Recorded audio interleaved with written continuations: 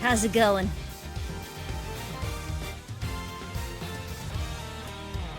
I drew this just today. Why is my microphone thing not doing? Well, that'll be why. Pop, pop, pop, pop, pop, pop. There we go.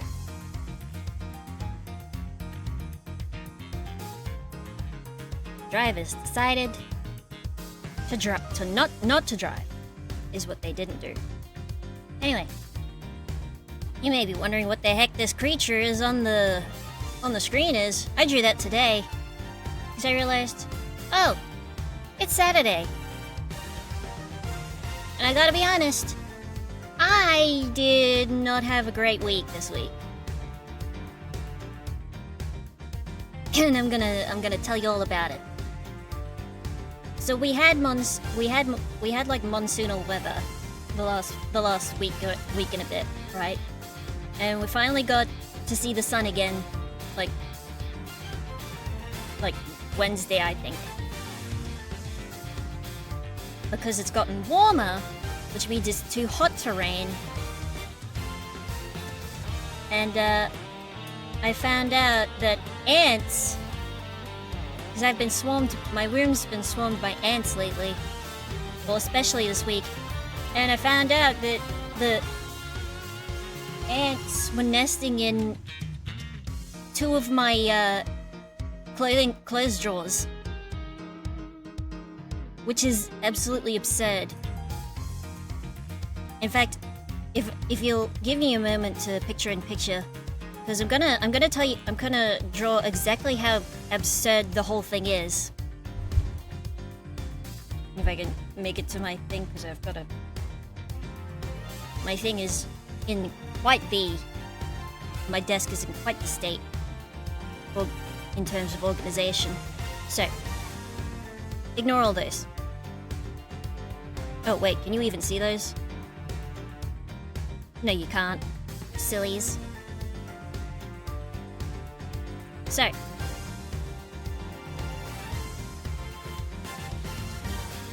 I'm gonna draw this. You can see? Look, big pen so you can see. So, I have one of them. This is one of them tall boy thingies. So it has whoops. Wait, over there. It has 5 drawers. Let's see. 1, 2, 3. Wait. 1, 2, 3, 4. Right? And it has the handles like that, and then all my stuff on top there. Right? The ants. Now, I'll just put. Okay. The ants. And let me tell you, there were at least hundreds of them. I found them in this drawer. Yes, and in this drawer. Specifically. Not in that one, not in that one, not in that drawer. Just these two. Why? I don't know. I sprayed them. Oh, what? Well, actually, I pulled all of the clothes I could out of those drawers, sprayed the hell out of those ants, and now there's a lot less ants in my room, but they're still coming in through something,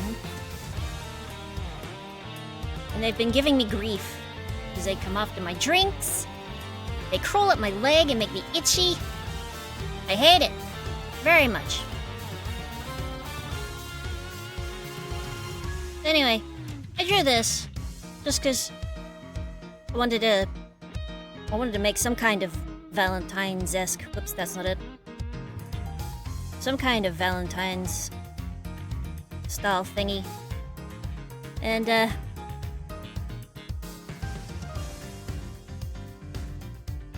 the unfortunate thing about me being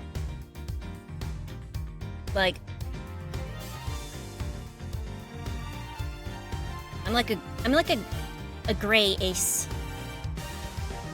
So like, very rarely do I find any kind of like romantic feelings or even physical feelings towards other people. But you know, Valentine's Day isn't just for that. It's for friendships, family love, if you have it, and even love for your pets. Love your pets, kids. And St. Valentine, I'm gonna have to actually double check this. St. Valentine, he's the patron. He's the patron saint.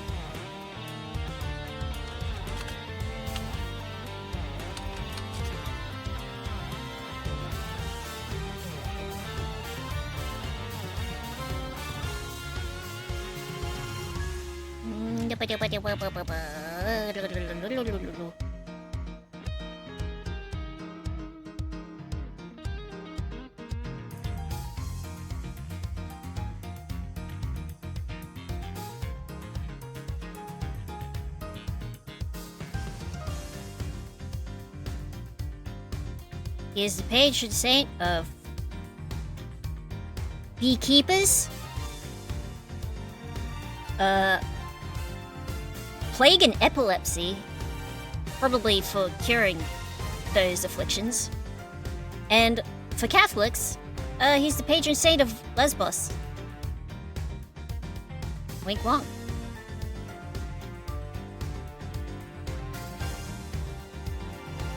I love that one. I'm just looking at the Wikipedia. Under attributes, the first thing is birds, so... You know I'm all about that. What the heck? Ah, no! Windows, this is the worst time for your bullshit.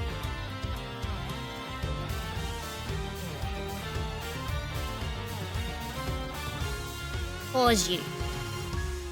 I don't want the update.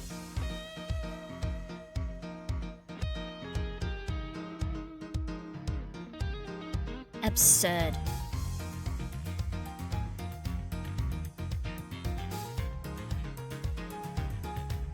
Just absurd. How dare you? How dare you? Windows, I hate you. I say as I continue to use Windows. Anyway, that's been my week.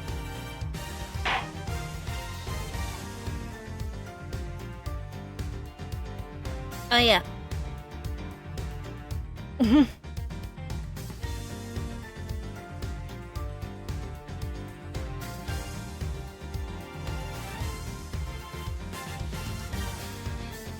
I could go over to Linux, it's true. I have several friends who are using Linux actually. Although a lot of the time I hear them bitch about their problems using Linux. Because boy is it not it's a relatively more difficult experience, I've heard. I probably could, I would need their help.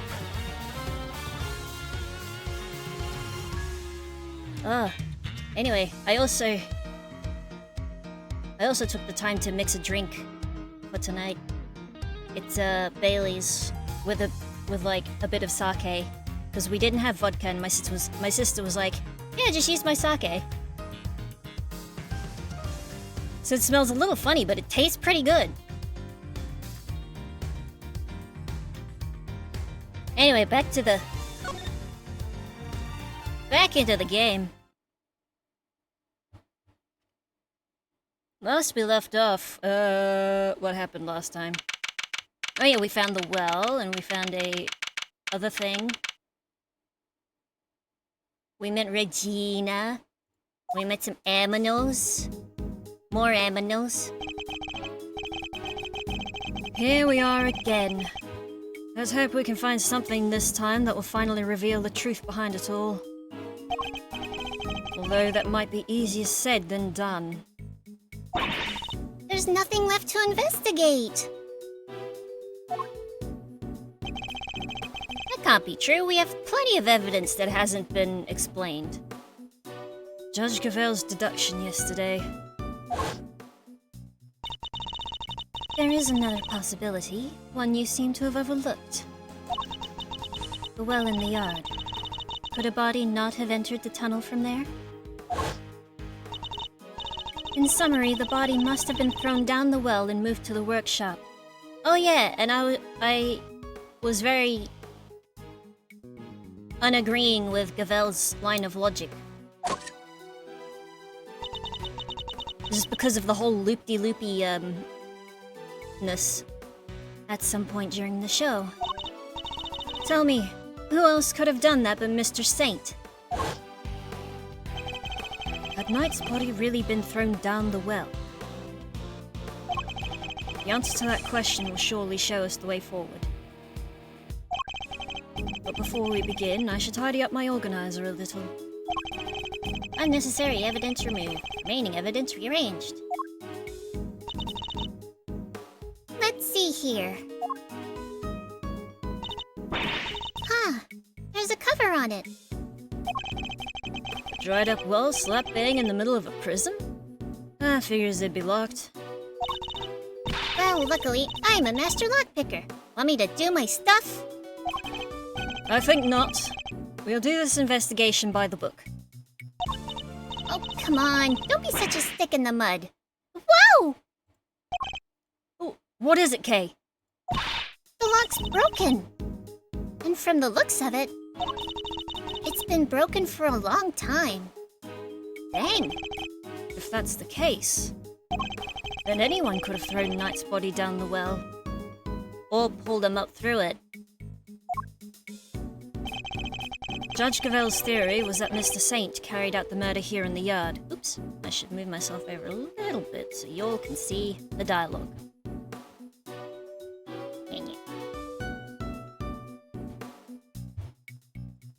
There we go. And then, during the performance, he threw the body down the well. What are you thinking, Malzarino? Plausible or no? No! Why don't we see if Missile can help us out again? He'll be able to tell us if Mr. Knight's body was here, and which way it went. Good idea. I'll call Detective Gumshoe. I'm gonna be doing that a bit. Gumshoe speaking. Detective, I need your assistance. Come to the prison yard and bring Missile with you. Oh, you bet, sir. Gumshoe's 7 secret weapons to the rescue again, huh? I'm fairly sure Missile belongs to the precinct. I'd also like you to bring one of our witnesses. Call the Berry Big Circus and ask Miss Regina Berry to come down here with you. Yes, sir. I'll be there before you know it. Beep. Okay, love you too, sir. So, what should we do while we're waiting for Gummy? How about a quick game of hide-and-go-seek? Fun idea, kiddo, but where exactly would we hide? He's not seriously considering it. Your game can wait, Kay. We need to call on one of your more practical skills. I think you know the one. Oh, you bet I do. One crime scene recreation coming right up. Say what now? Let me show you. Introducing the Great Thief's great secret weapon, Little Thief.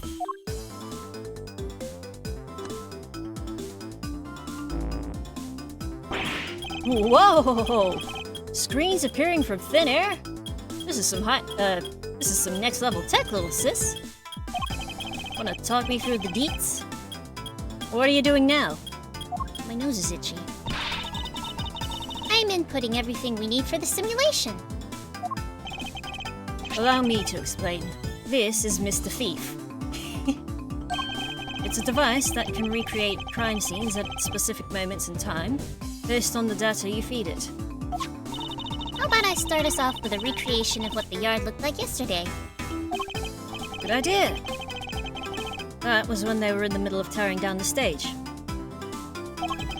We didn't pay much attention to the well then, Who knows? We may have overlooked something. Leave it to me. I'll use the photo I took. Beepity beep boop beep! That's all the data. Just gotta pump the projection power to max and... Dark skies of evening, when no other bird dares take wing. One alone remains all-seeing. Now, witness the true power of a real, modern-day Robin Hood! Whoa! Yeah, yipes! What is this? It's a recreation of how things were yesterday, modeled on the data I gave Little Thief. This gadget was a tool used by the original Yatagarasu.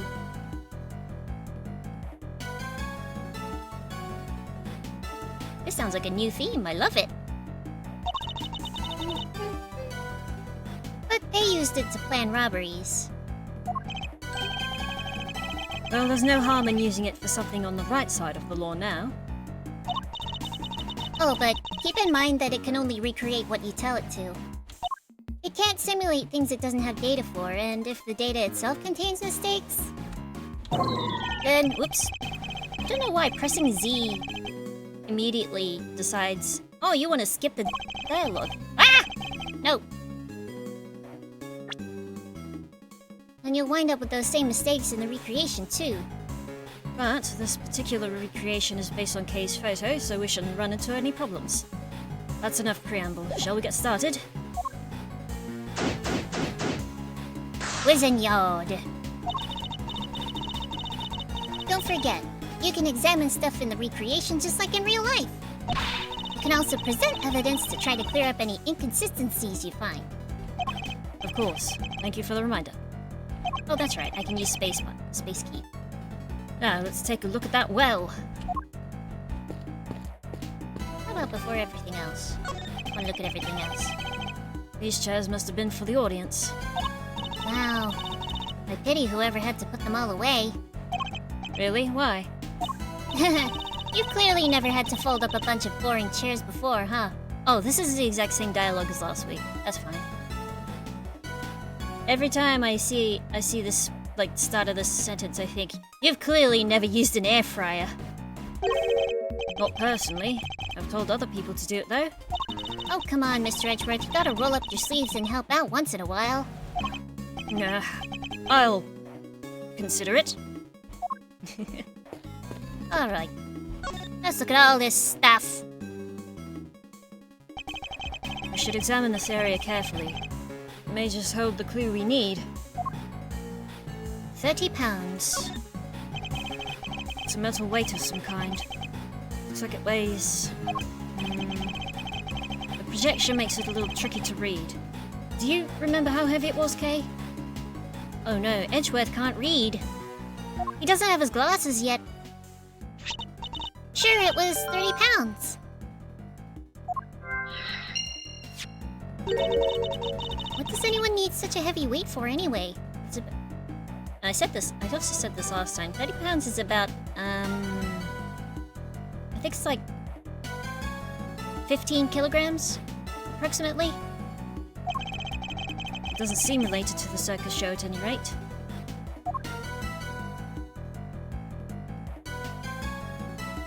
Which is about a third of my weight. We have rope with a bitty. There's a sturdy-looking hemp rope lying on the ground. Kinda reminds me of the ropes we used for playing tug-of-war in school. The answer is no, Kay. What? I didn't even say anything! Yet. I see it also has a metal stake attached to one end. Oh yeah, it looks like something you'd use to put up a tent. That's actually what I was thinking. We put up, when I was in school camp, 7th grade, we put up tents using ropes and stakes. There was no tent, was there? In which case, what was it used for? Oopsie. We have some pulleys. What are a bunch of pulleys doing here? They don't seem to be well pulleys for lifting buckets. No. We also have tarp. There's nothing. What? Nothing of interest here? What do you mean there's nothing of interest here? What? Are you... Edgeworth, are you serious? The well was behind the stage, which means there aren't many people who could have thrown Knight's body down it during the show. This is looking worse and worse for Mr. Saint. So what do you think all the stuff around the well was used for? I can't see any of the animals needing them for their part of the performance. Indeed. Nothing immediately strikes me as a likely purpose. Or as having a likely purpose. We'll have to ask Miss Berry later.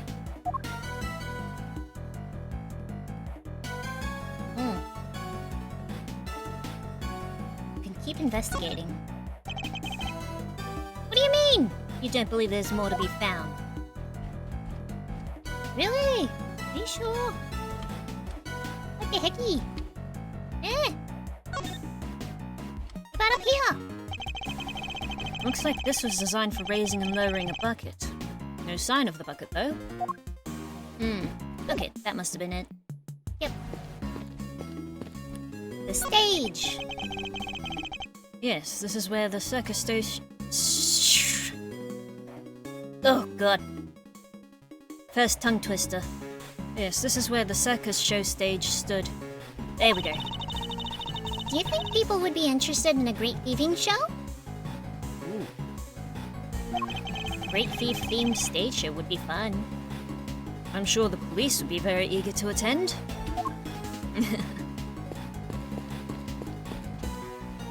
Basket. A wicker basket. Or rather a cart, given the wheels. Hey, wouldn't it be fun to hop in and race it down a hill? Oh, you know what else would be fun? Racing down a hill on office chairs. Once again, that's dangerous. What the? Why did my wings come out? What the? Hey, why are my wings out? How the heck did that happen?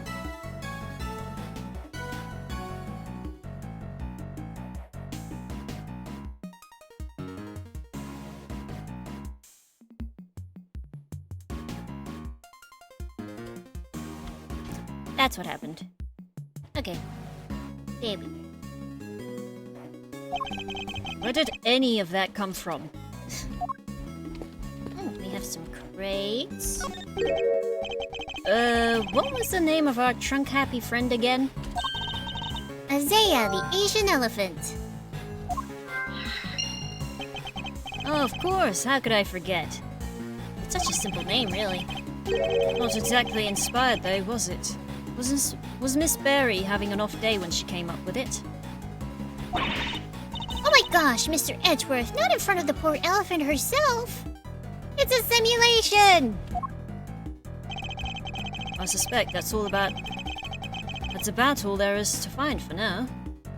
Detective Gumshoe should be here soon, too. So, fun fact, Isaiah's Japanese name actually was Adia, which is the word for Asia, referring to the fact that she is an Asian elephant.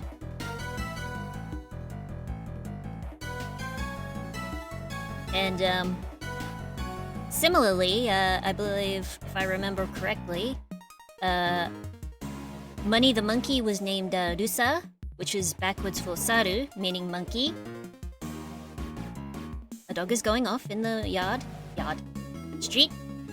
And Regent the tiger was named Dato, backwards for Tora, meaning tiger. Someone's great with names. Okay, you can pound down Mr. Thief now. Sure thing. Prepare to return to normality.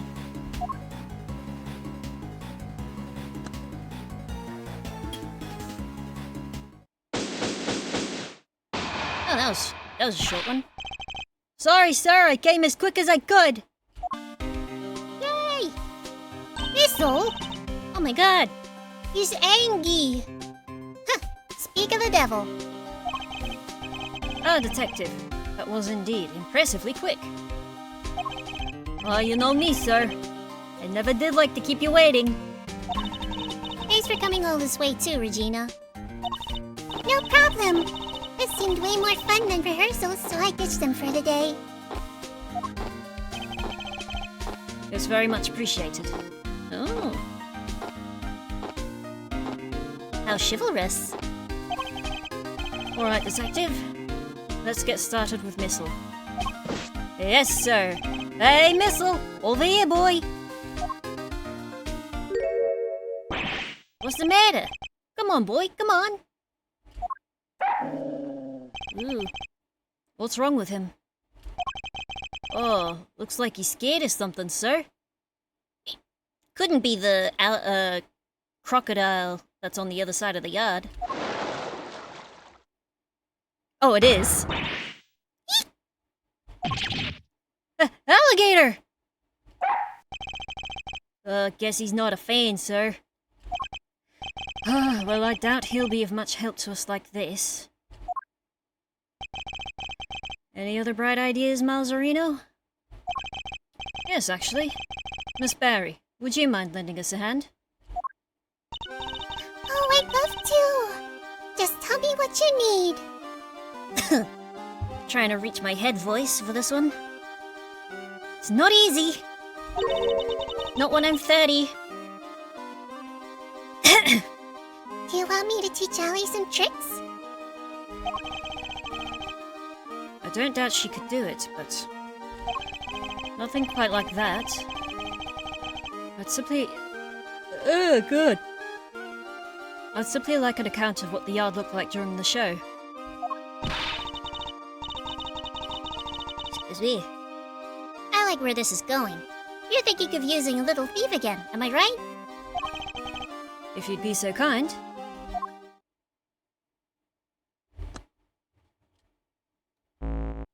Oh, Miso. He's sniffling.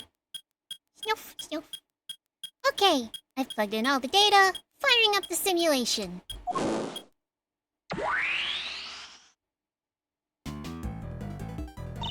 Ah! Look at him!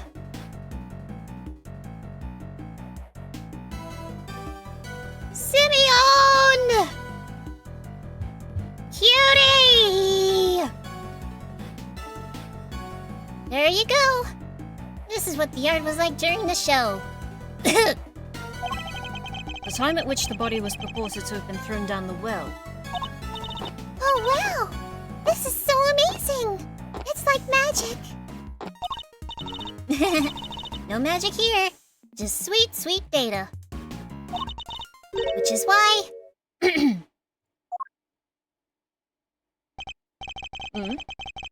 The area behind the stage is missing. It's all snow. Yeah, Regina said she wasn't involved in getting the stage set up. So we don't have any data on what it was like back there. No data, no simulation, huh? Brutal. I'm so sorry, you guys.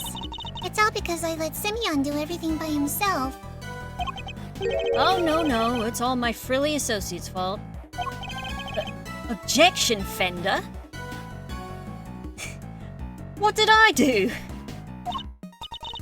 Anyway, we've got a fresh simulation now, but we still have the other data too. I can switch back whenever you want the recreation of them taking down the stage.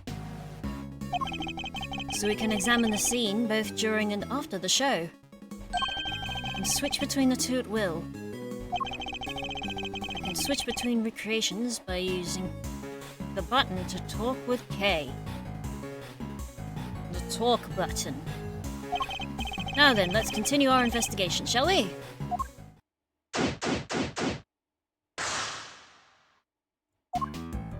Let's have a look, Mas.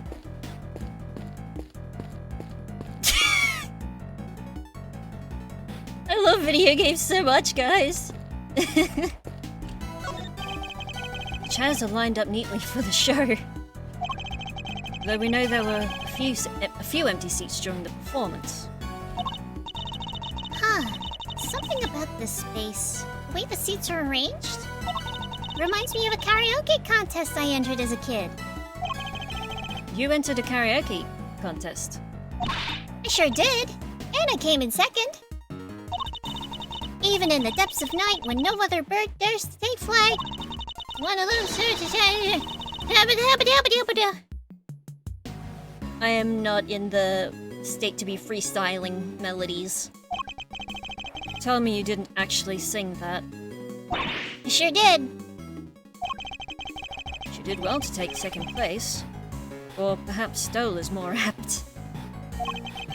Or is it more that she failed to steal first place? I'm overthinking this.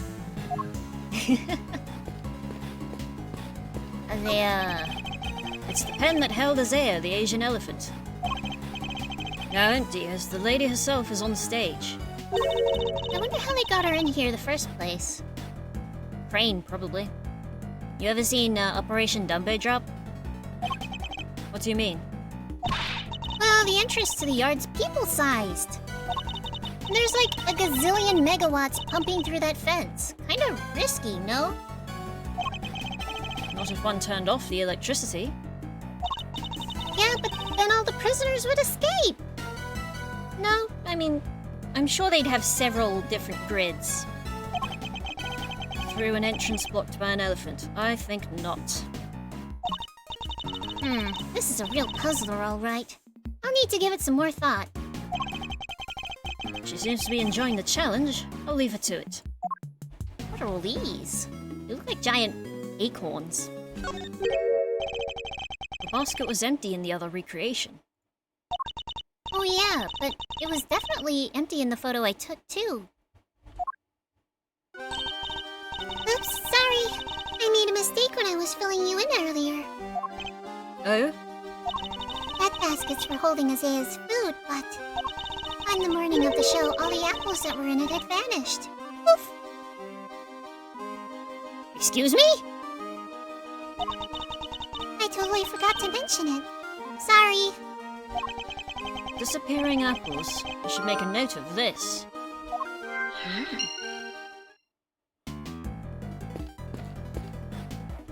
What do you think, Fendi? Great beast, great secret weapon. Color me intrigued, Malzarino. Not exactly by the book stuff, though, yeah? Using Great Thief doodads in an official investigation. Whoa, enough with the death stares, Chief. I'm cool, okay? I can keep a secret. Anything for the truth, am I right? It's possible that vital evidence has already been destroyed. Without Kay's reproduction of the scene, we have no hope of finding it. Hey, relax. Like I said, I'll just zip it and nod politely while you cats do your thing. Thank you. That would be very helpful. This wanders home to Warden Lagarde's beloved alligator. And look, those bones must be from her latest meal.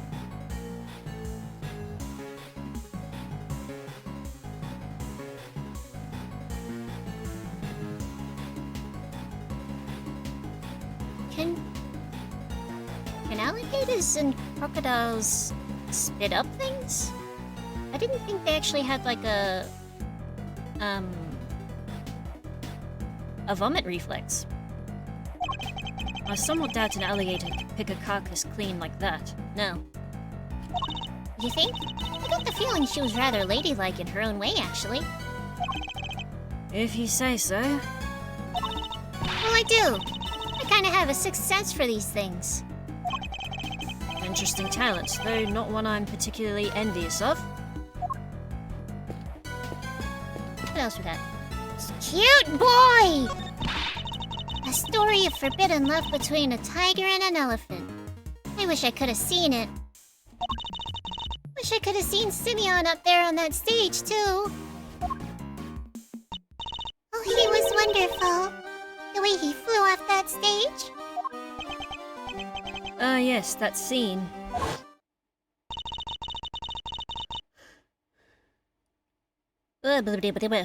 This victory is depicted in a very unique manner, whereby the villain is sent flying from the stage.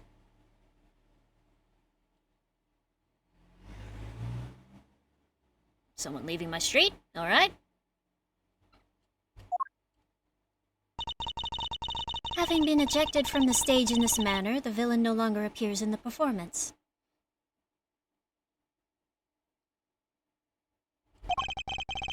And you're saying the crime took place during that time? Roughly how long would you say Mr. Saint was off stage for, Miss Berry? Let's see. I guess it was around 15 minutes. Just as Judge Gavelle said.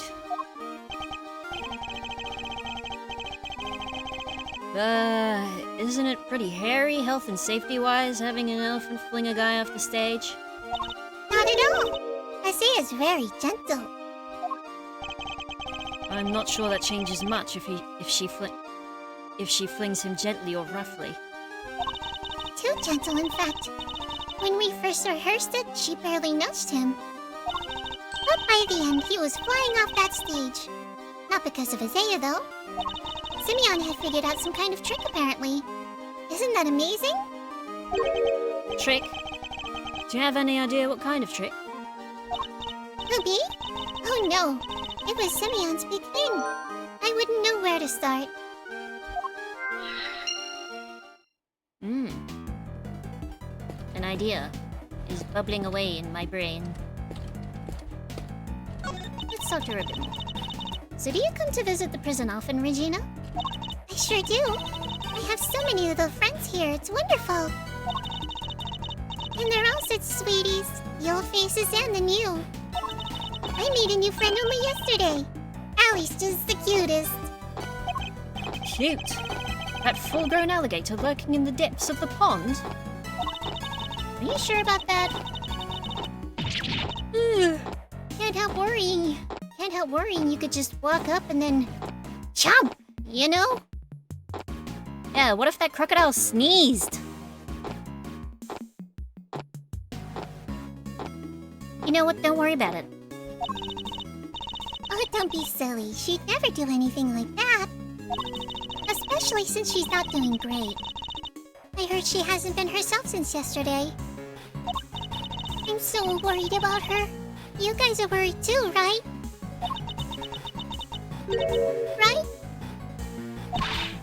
Yeah, totally! Super worried! Right, Mr. Edgeworth?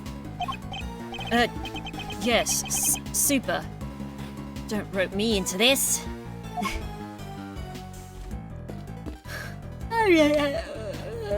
Goodness gracious. Alright, Gumshoe. Oh, it's as bad as it looks, sir. Poor little guy's scared out of his skin. I don't know, his tail's wagging. He must be sniffing something he likes.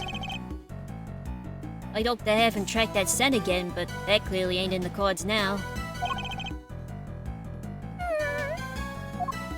Aw, me so. Alright, let's cue.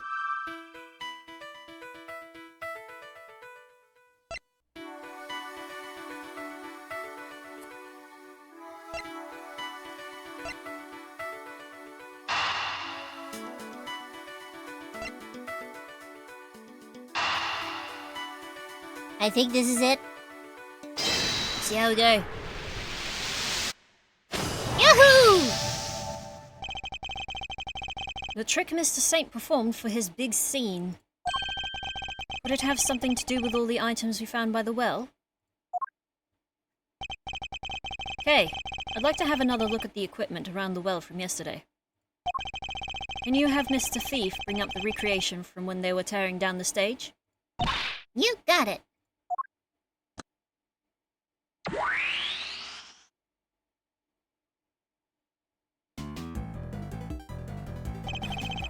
Taking another look at these items, would they not have been used for this trick of Mr. Saint's? Sounds plausible enough. Hey, I could maybe add that to the simulation. Good idea. Please go and ask Mr. Saint for the details. Roger that. I'll be right back.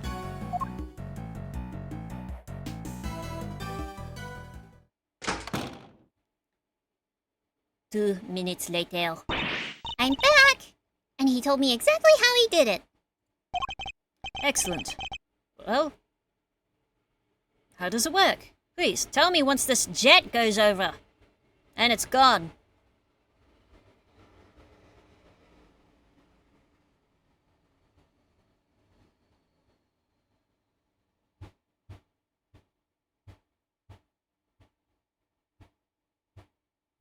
Okay. He said he used the pulley at the top of the well to suspend a heavy weight from a rope and lowered that down into the well. The other end of the rope went through 2 more pulleys and was tied around his body. I see. So he used the downward pull of the weight to help him launch himself into the air. But how did he make sure the weight only dropped when he wanted it to? He used the stake to stop it, that's how. Miss Barry didn't seem to know anything about the trick, nor the contraption he built for it. In which case, I suppose it must have been Mr. Saint himself who pulled out the stake. That's right. And to do that, he used the second length of rope.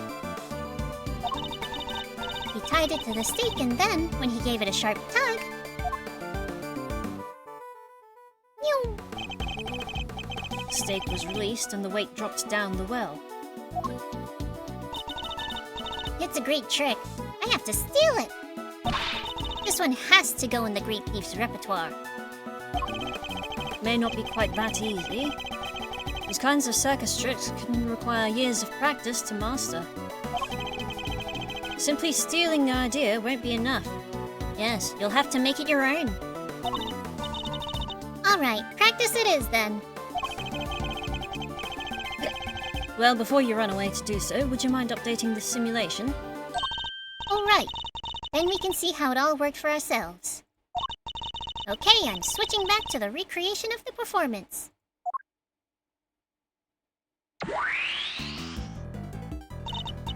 And now to add in the data. Little Thief should be able to reproduce the trick now.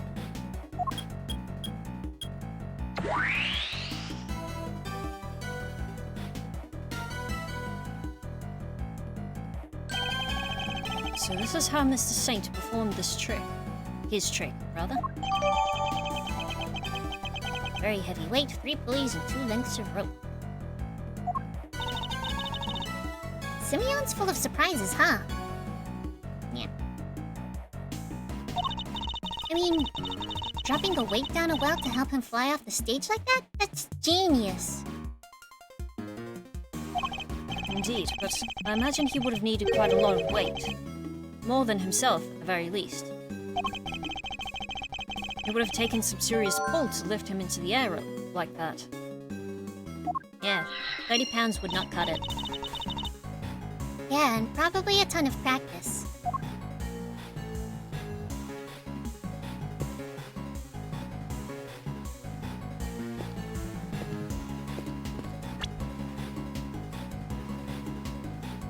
Yes.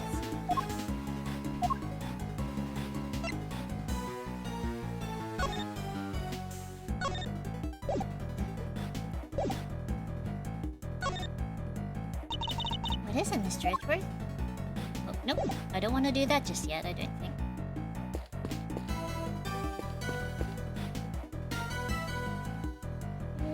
You. I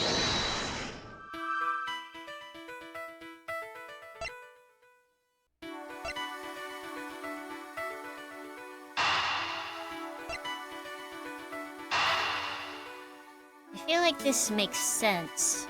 To connect. It's like 30 pounds. Yes! It's not enough. Wait, doesn't this seem odd to you? No? You haven't noticed, Detective? There's something strange about the weight we found. How heavy it is. The one weight on its own wouldn't be heavy enough. single 30-pound weight couldn't have lifted Mr. Saint off the ground. Oh yeah. In which case, could there perhaps be some weights missing? Sounds like a job for my 7 secret weapons, sir. Should the need to use them arise, I suppose I should speak with him then. I should speak with him then. Rather? Another plane's going over. Please! Let me stream in peace! Kaska! How you doing? There's a plane going over!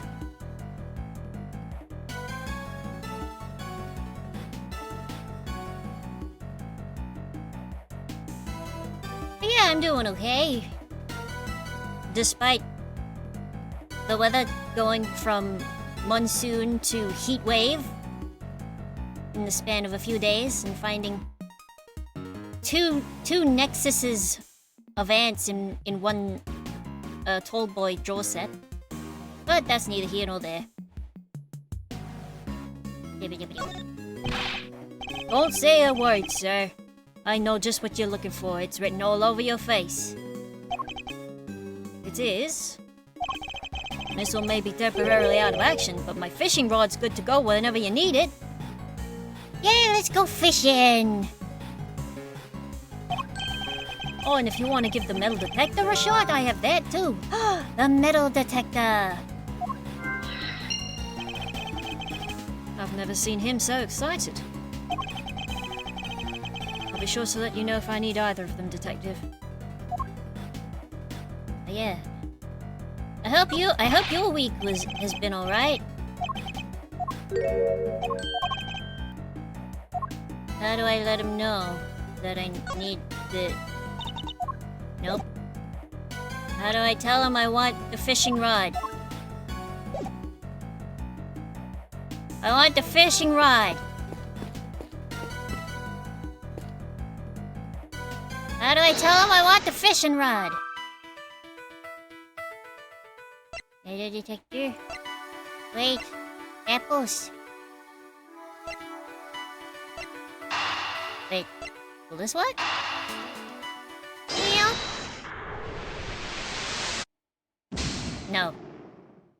I thought I had something there. That doesn't add up. Nope.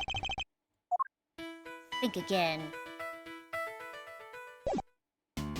Some ups and downs, but generally feeling safe, so that's good. That's good. Good to hear that you feel safe. Now, how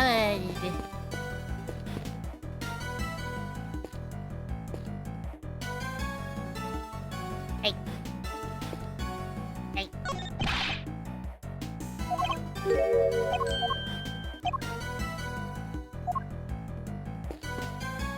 Where would I put... Wait. Nope. Wrong button. If I... was... Weights are made of metal, right? Usually?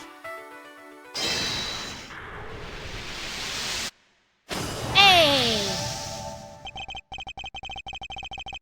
There we go. Detective, I have need of one of your secret weapons. Roger that! Yahoo! We're going fishing!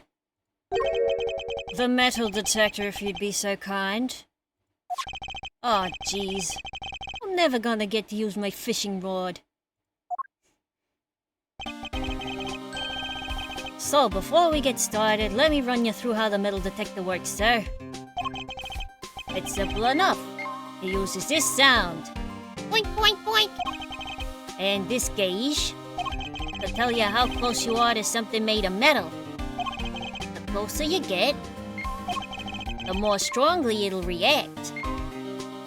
Uh-huh. When it starts going wild like this, don't touch it. Just give me the order to examine the spot where I'm standing. But say, what do we got here? Oh, it's the fence. Anyway, that's how it all works. You tell me where you want me to look, sir, and I'll get right on it. Okay. Oh, boinky, boinky, boinky. Boinky, boinky, boinky. Oh, less pointy. Ah! The points are off the charts! Sir, I'm picking up something over here. Let's take a little look-see. Huh? Oh, I found these little guys in the grass. Huh, weird. They're the same as the weight we found by the well. They must be from Mr. Saint's trick. Did someone hide these here on purpose? I count 4 altogether, sir. They'd be more than heavy enough to send him flying. So somebody hid several of the same weights as the one by the well. But why? And why over here? Yes, nice work, me. I'm proud of you, Gumshoe. Yeek! Nope, she's back. Alligator! That thing nearly gave me a heart attack. Huh? It's pointing. What's the matter, detective? It's the metal detector, sir. It's reacting to the alligator. What? How? Strange.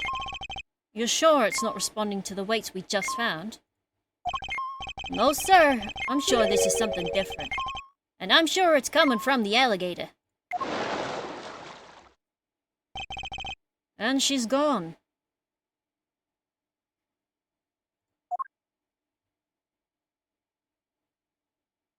We scared that big snapper good. That wasn't a snapper, that was an alligator. I don't think that's it, Kay.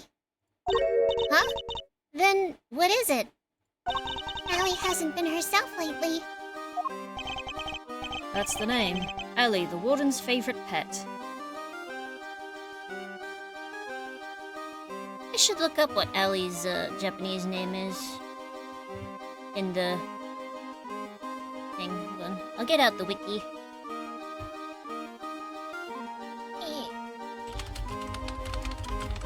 Because I don't remember off the top of my head if it was any different from the fan translation either. In fact, I think it's exactly the same.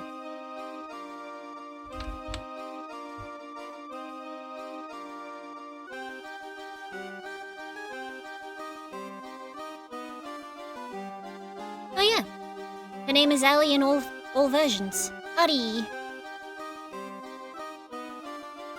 Oh, except in French, where her name is Saïd.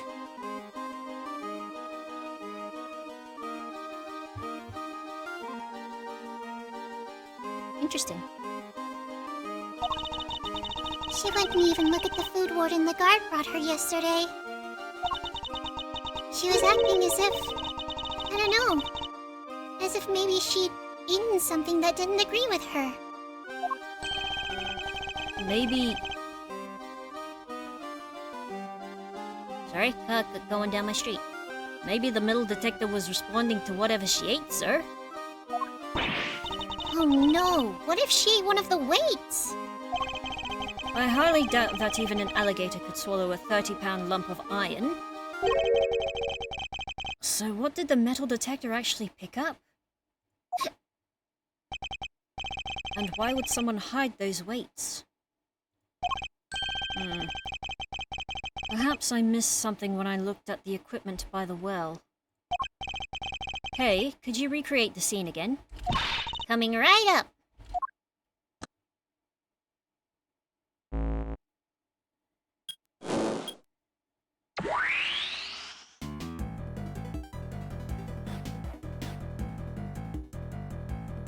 Yep.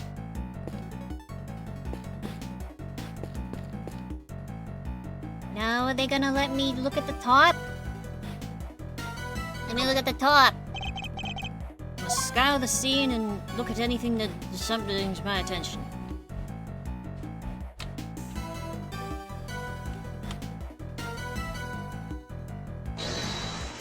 Whoops, that was the wrong button.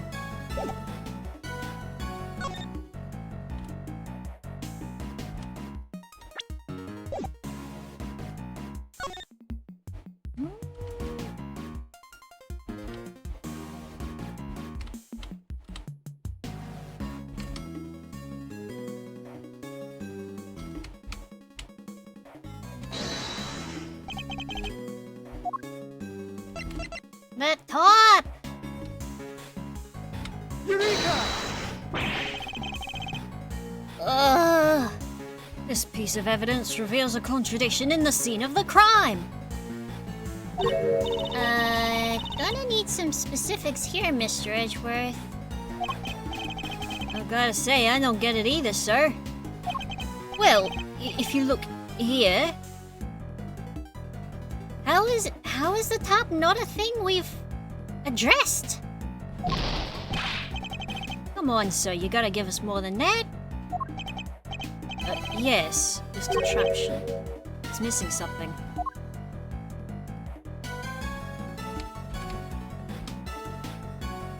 Hold on.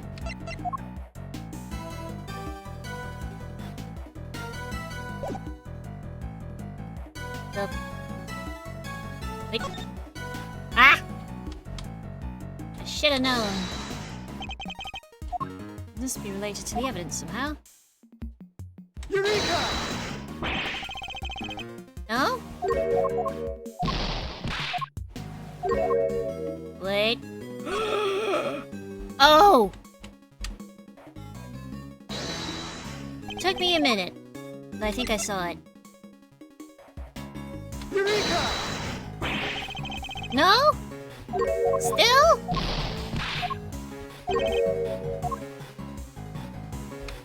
What am I missing?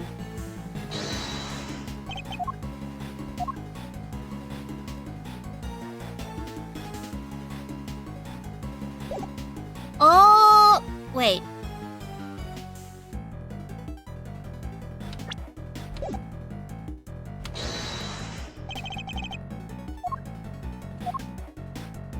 Well, a very heavy weight, 3 pulleys, and two lengths of rope.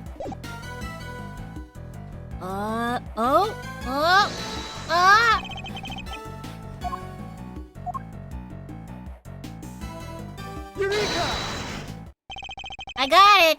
I'm a genius! Think about the 2 recreations. The one during the performance and the one we're looking at right now.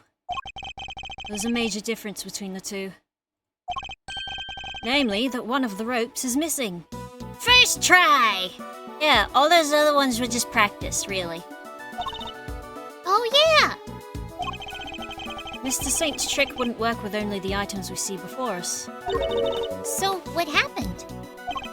Where did the missing rope go? I think one of the pieces of evidence we've collected might tell us exactly that. Really? What shows us where the missing rope went? Take that! This rope was found beside Knight's body. Wait, you mean... Yes, it must have been the other rope used in Mr. Saint's trick. So you're saying... Yes, that this rope did indeed have a weight attached to it. But it wasn't any of the iron weights we found. Those were hidden in the bushes and replaced with something else. What was it, Mr. Edgeworth? Come on, I'm dying here! Strangely apt wording. Think about what the rope we found in the workshop was related to. Do that and you'll soon figure out the answer.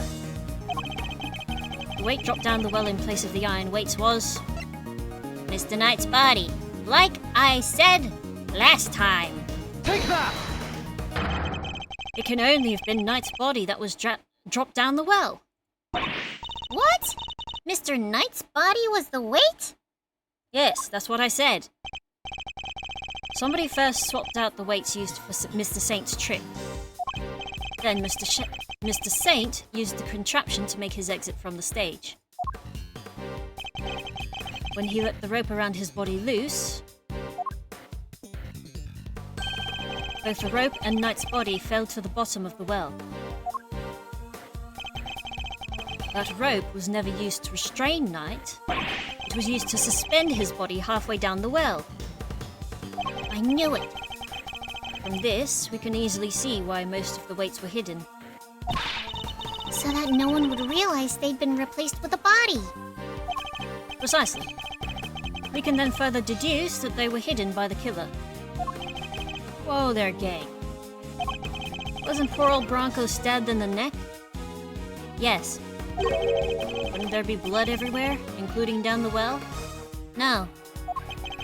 Oh, the killer thought of that, which is why they used this.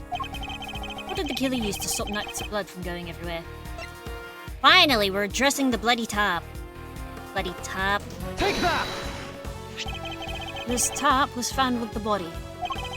I think it's likely that Knight's corpse was wrapped in it. Oh, another piece of the puzzle falls into place. It's all coming together now. Love it. But all we're doing is proving that the body did go down the well. Yes, which is not the same as going up the well. Which means we're helping prove that Simeon was the killer. No, not quite. But what about what Judge Gavelle said yesterday? Ah, but if Mr. Saint truly is the killer, why would he need to go to such lengths to commit his crime? That's true. Knight's body fell down the well when Mr. Saint used his contraption during the show. Therefore, it reveals nothing about where the real killer actually was, or what they were doing at the time. It's only designed to throw suspicion onto those who were not at the show. Yeah. I guess we did suspect Mr. Canis right away, huh? That was the killer's goal. To make us think that the crime took place during the show. In other words, they used the well contraption to construct an alibi. Miss Barry, when exactly did Mr. Saint put his contraption together? It would have been the day before the show. The night before, actually. Yes, we started getting ready for the show at around 9 p.m. And I think we finished at around midnight. In which case, the killer must have switched the weights out for the body after that point.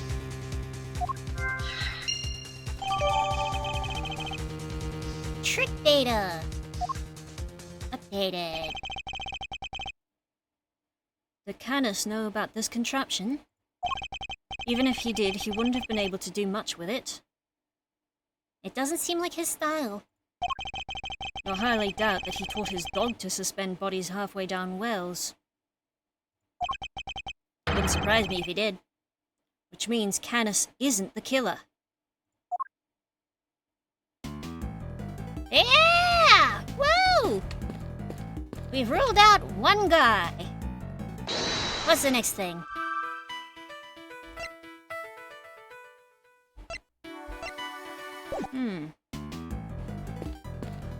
Oh.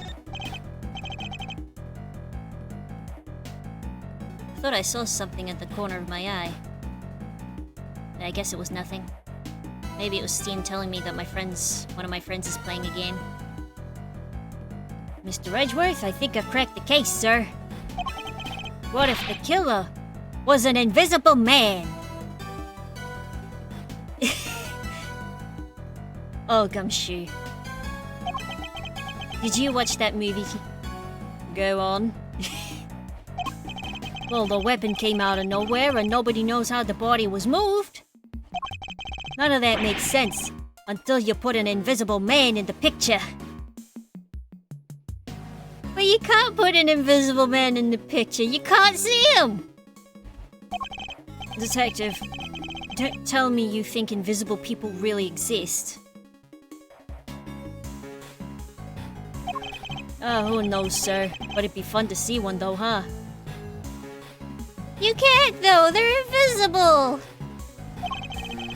What a winning idea. Perhaps we should make your assignment to Mr. Winner permanent from tomorrow. Oh, you gotta be kidding me. That kid probably still believes in Santa Claus. No, Santa's real. People in glass houses.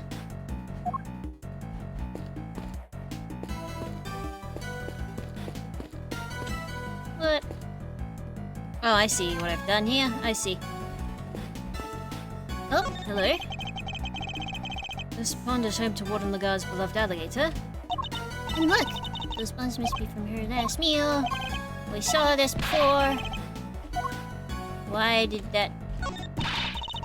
Now that's one impressive fence. I'm sure I could climb it if I...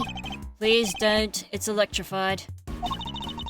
Huh, I wonder what's on the other side. The warden's office, I believe. I guess she likes to keep a close eye on her pets. This facility would probably function better as a zoo than a prison. There. Oh, the basket. The cot. Power room. This door appears to be locked. Want me to open it? Can't guarantee anything, but I'll certainly give it a try. No, if we deem it necessary, we'll simply ask for the key. Spoil sport. That could have been my chance to shine. You're free to shine somewhere else, but you'll not make an audience out of me. Dang, Edgeworth, you're just no fun. Yep. Ah.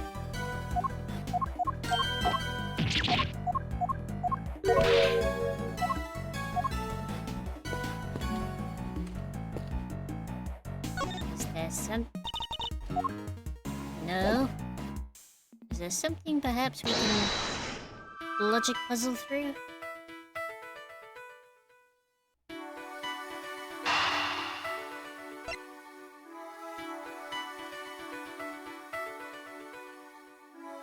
Wait. Oops, that wasn't what I meant to do. I have a thought.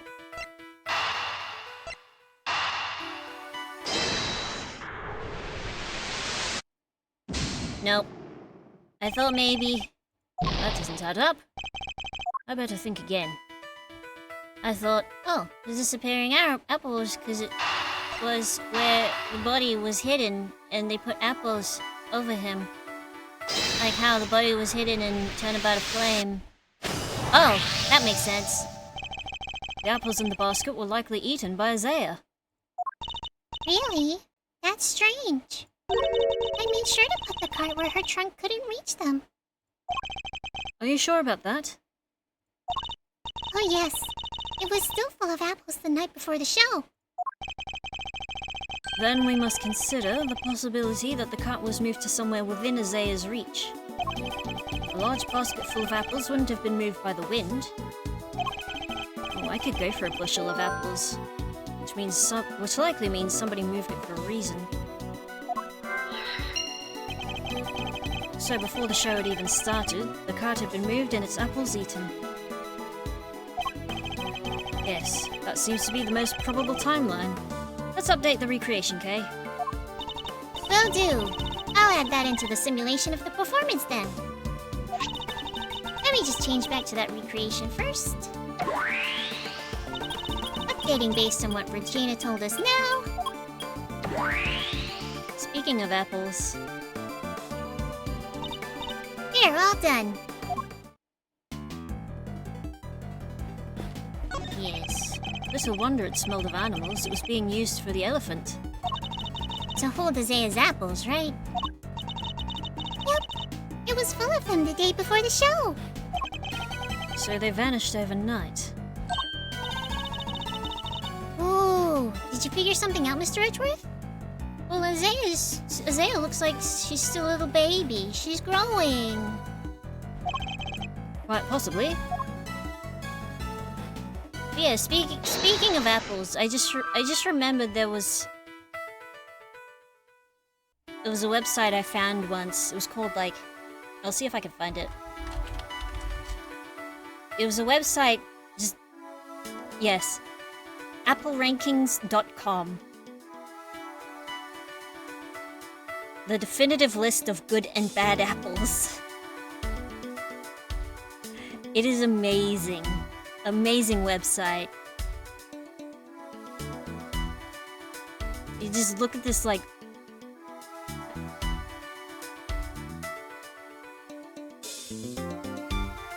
And like, looking at all the apples that are rated pure shit. Because they're less than 55 points out of 100. Such as, let's see. Stamen wine sap apples, rated 41. and quickly described as a Civil War era mistake. And these are all fully like reviewed and everything. Red Delicious, rated 25 out of 100. Despicable. Coffee grinds in a leather glove. I would agree with it. I hate Red Delicious. There we go.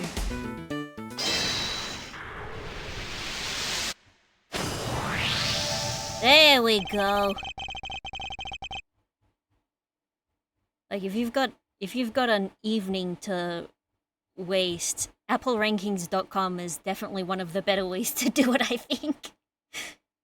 The basket was moved the night before the circus performance. And we've deduced that the weights were switched out for a body around the same time.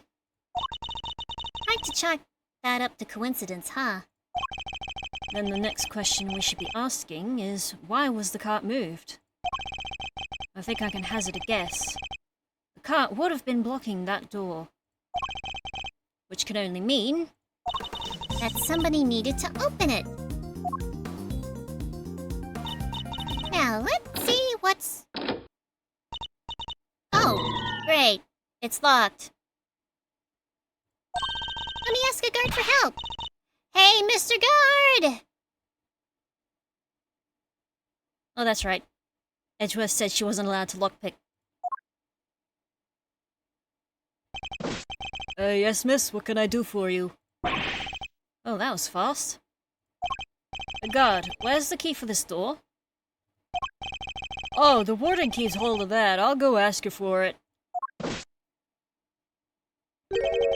Warden Lagarde is the only one with a key. Meaning if somebody did open the door, they would have had to get it from her somehow.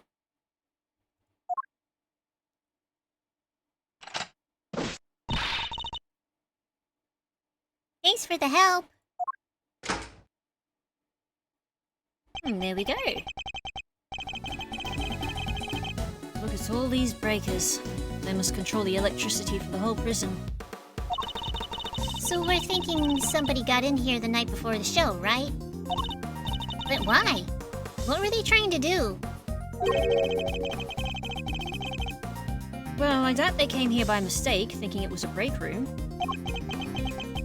They must have come to tamper with the switches. Did they turn off the power to something? Come to think of it, wasn't there something that lost power? Yes, I do recall this. It might have lost power had a breaker been flipped. Yes, I remember this. The security camera! Take that! There was a 3-hour gap in the security camera footage. Oh yeah, there was! So somebody flipped the breaker it was connected to. Just heard a strange high-pitched noise, like someone blowing a flute down, like at the end of the street. It seems very likely. Do you think it was the killer? It's true that shutting off the cameras would have made things easier for them. It would. Which means, Adjourned, the killer would have to be someone who had access to the breakers. And it seems only one person has the key. It couldn't be, could it?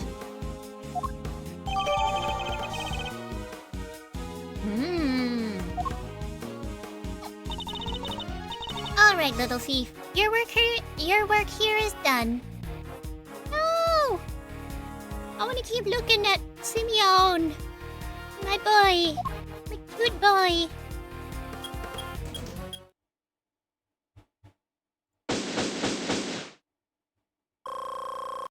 Whoa! Fully healed.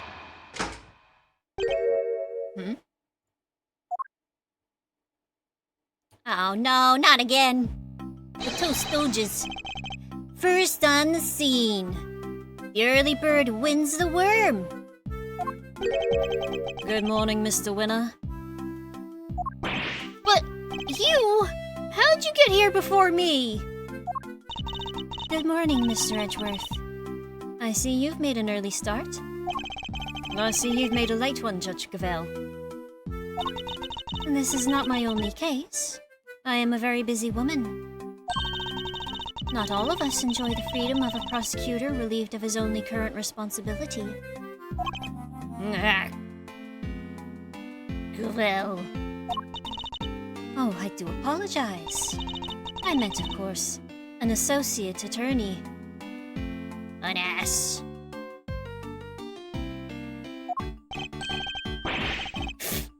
Associate. More like asinine. We'll see about that. Eustace, let us begin the investigation of the yard. I'm still mystified at how her decolletage is just vacuum sealed, if you think about it. Okay, I'll go get some officers to help. Hold it! That won't be necessary. Why not? We've already finished investigating the yard and won quite the prize in the process. Won? But I'm supposed to be the winner. Your Honor, I'd like to revisit your theory from yesterday, in order to thoroughly disprove it.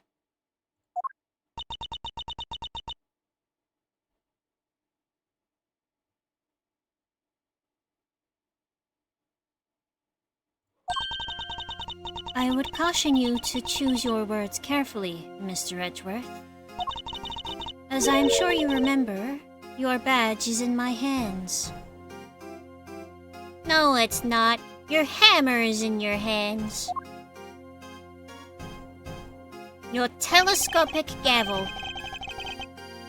How could I forget? You've told me several dozen times already. Perhaps you'd care to try a different threat? It's getting old. Overruled. You have been warned repeatedly, yes. And each time, my words seem to have fallen on deaf ears. No, the ears aren't deaf. We realize an executive decision has been made, but considering the decision is stupid, we have chosen to ignore it. Allow me to make this crystal clear. The committee cannot and will not tolerate insubordination. Well, it's gonna have to. Objection! The fate of my badge and the whims of the committee are of no concern to me now. The only thing that concerns me is proving Simeon Saint's innocence. Interesting. And spoken like a true defense attorney. In that case, I shall be equally uncompromising. In the name of the goddess of justice, I will strike down your case without mercy. An ant's crawling on me. How'd you get there? And when I'm done, your career as a prosecutor will be over as well. I hope you do not come to regret this.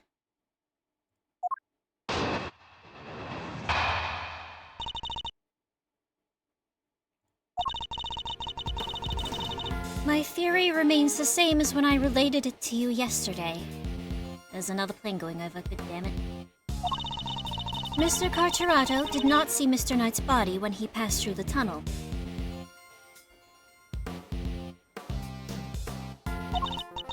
As such, the body could only have been dropped down the well during the show.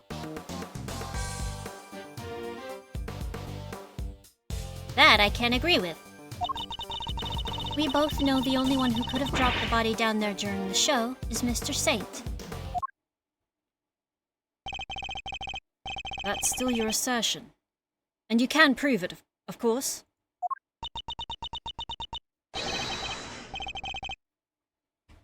Excuse me, just adjusting my butt. I find it interesting she did not answer us. Of course she can. Who do you think you're up against? What Eustace means to say is that we received the final autopsy report just ahead of our arrival.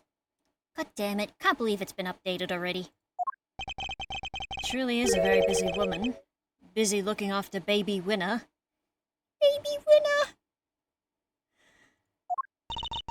The victim appears to have died the night before the body was discovered. In other words, the night before the show. The cause of death is as stated. It seems the wound is 4 inches deep.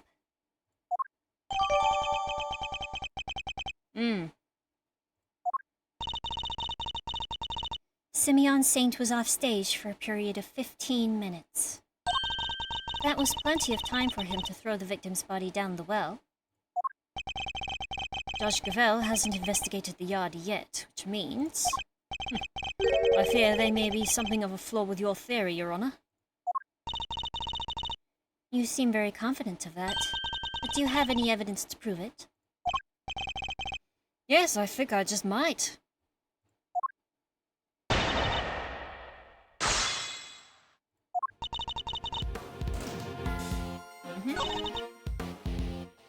Mr. Cartwright did not see Mr. Knight's body when he passed through tunnel. I could agree with that.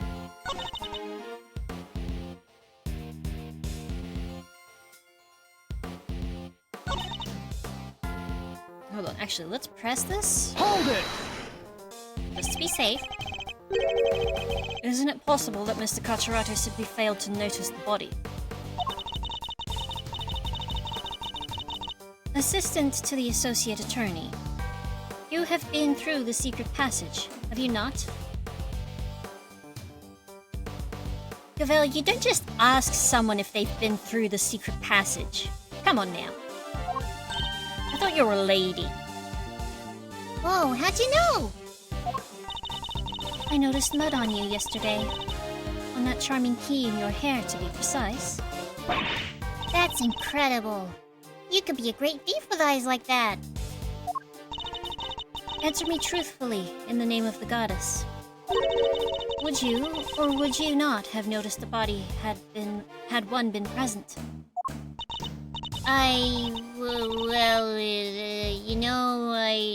I guess I would have. There you have it. Mr. Cartwright did not see a body, which means there was no body there to see. Okay, that was kind of insubstantial in the end. That's fine. What makes you think the body could only have been dropped down during the show? Hold it! Although we know it was. Could you talk us through your reasoning on that a little more? The day before the performance, Mr. Knight borrowed the keys from Mr. Cartwright. Or more specifically, the key to his cell. Mr. Knight then used the key to leave his cell and enter Mr. Saint's cage. Mr. Saint took Mr. Knight to the yard in that cage, and that's where he killed him. The following day, Mr. Cartwright crawled his way through the tunnel, but there was no body there yet. Wait a second, that doesn't add up. Mr. Cartwright smelled that sweet smell. So Mr. Knight must have been in a tunnel already. No. His body did not pass through the tunnel until sometime after Mr. Cartwright had crawled through it. Mr. Cartwright used the tunnel right around the time the show was starting. The body was discovered just after the performance ended.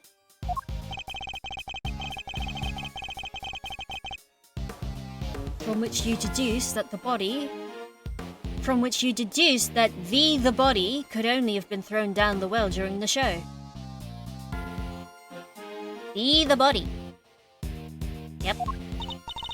Yes, and who the culprit must be. The culprit. Hold it!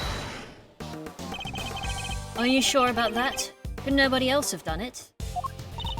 I understand that Miss Barry was on stage for the entire performance.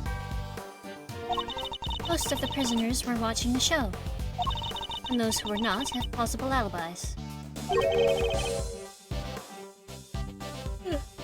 What about the guards?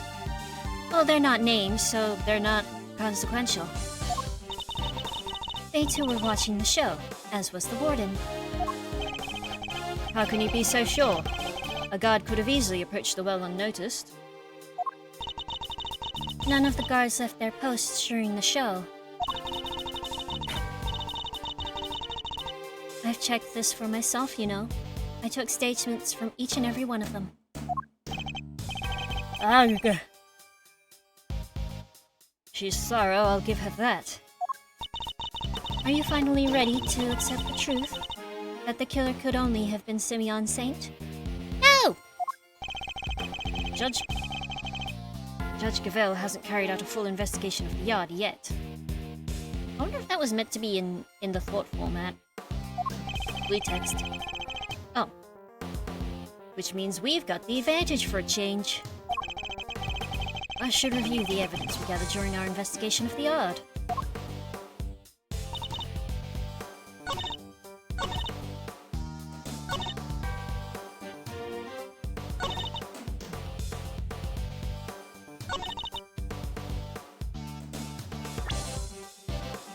Now let me see.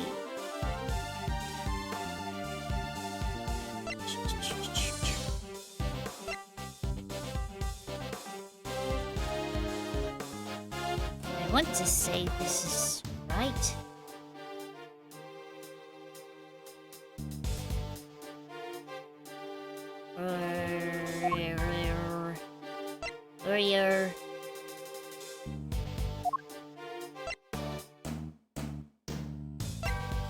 Let's try it. Objection! Ooh! I got it! Sorry, Your Honor. There's something else you're going to have to take into account. The well in the yard was rigged up to create a certain unique contraption. A contraption. Go on. You'll recall that Mr. Saint was sent flying from the stage by an elephant. I do. Just before he was to be absent for some time. He was only able to fly through the air thanks to a weighted rope he tied around himself. Dropping the weighted end down the well allowed him to complete the trick. Objection! Wait, wouldn't that send him flying as soon as he set foot on the stage? Hold it! No, you dingus. It's simple, really. He kept the weight from falling by using a stake to keep the rope in place. With a second rope, he was able to pull the stake free, thereby controlling when the weight was dropped. We found evidence to suggest that the original weight was replaced with a knight's body. This was done by the real killer in order to create an alibi.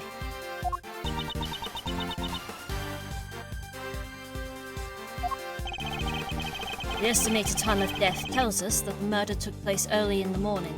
The killer could have tampered with the contraption in the time between the murder and the show. Objection! You're saying Mr. Saint himself set this contraption up, right? Well then, who do you think is the #1 most likely person to have used it to dispose of a body, Even you must see how this looks. Objection!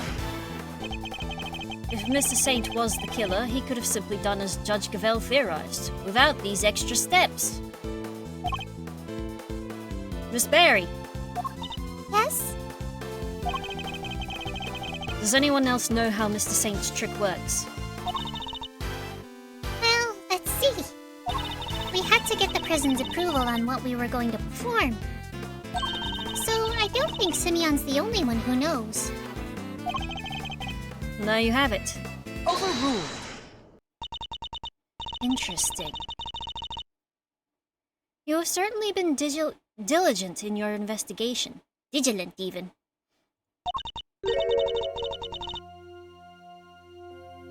And yet, I fail to comprehend your actions still. What do you mean? Why do you not work to do what is right? Is what I'm doing wrong? If so, who is it that deems it so? How can you not grasp even that? How can you not see that you are doing wrong at this very moment? You are a prosecutor and yet you aid the defense. What does it matter? They're both different forms of lawyer. This flies in the face of common sense. You're breaking every rule in the book. I think of only what is right and just, and act as I see fit in each situation I'm confronted with. This is the path I've chosen, and whether you can comprehend that choice is immaterial. But if you mean to stand in my way, I will fight back with all I can bring to bear. Where's the bear? Perhaps the goddess of justice is testing me. Very well. If it is her will that we must fight, Then I shall end this once and for all. listen well, Mr. Edgeworth, for there is another reason why only Mr. Saint can be the killer. Well, I can't wait to hear this. Why, Saint is the suspect.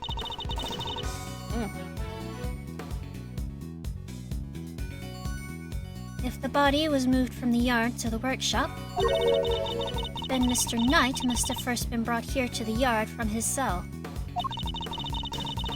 The only person who had the opportunity to do that is Simeon Saint. And thus, he remains the only plausible suspect. Mr. Saint took a cage with him to Mr. Knight's cell. But why would he do that?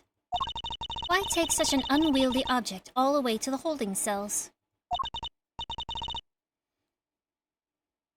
Yeah, it is pretty sus.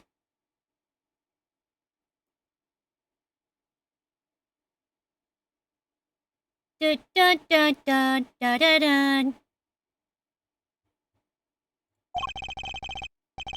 But we've all met Mr. Saint. That's exactly the kind of thing he would do. It's entirely plausible that he took the cage with him out of absent-mindedness and nothing else. It may be plausible, but it is no more or less plausible than him having helped Mr. Knight to escape. Ugh. I need some real solid evidence if I'm going to get her to budge.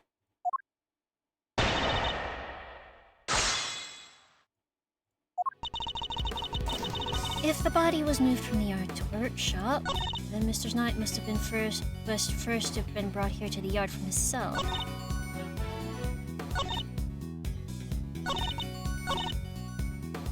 Let's press this Hold button. it! Was there really no other way he could have come here?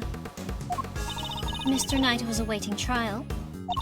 If he, a random non-inmate, had openly entered the prison proper, he surely would have been noticed. And presumably none of your witnesses have testified to having seen such a thing. Precisely. Praise be to the goddess of justice for granting you this insight. So as you will agree, it can only be that Mr. Knight was brought over here in secret. The only person who had the opportunity to do that is Simeon Saint. Hold it! Let's press this one. You're certain nobody else had the opportunity? Need I remind you that we are in a prison? The entire facility is monitored at all times. Anything out of the ordinary would have been spotted. Hold it! There's another plane going over. Oh my goodness. What the heck? But Mr. Saint was under that same scrutiny, was he not? What? Overruled! What? I'm glad it's not the Hawk jets though. Those hurt my ears every time they zoom over when they're doing their freaking dogfighting training. The warden had granted the members of the circus troupe special access. As a member of that troupe under the supervision of Miss Barry, he He is the only person who is free to wander where he willed. Objection! It seems you've forgotten something, Your Honor. Overruled. Forget.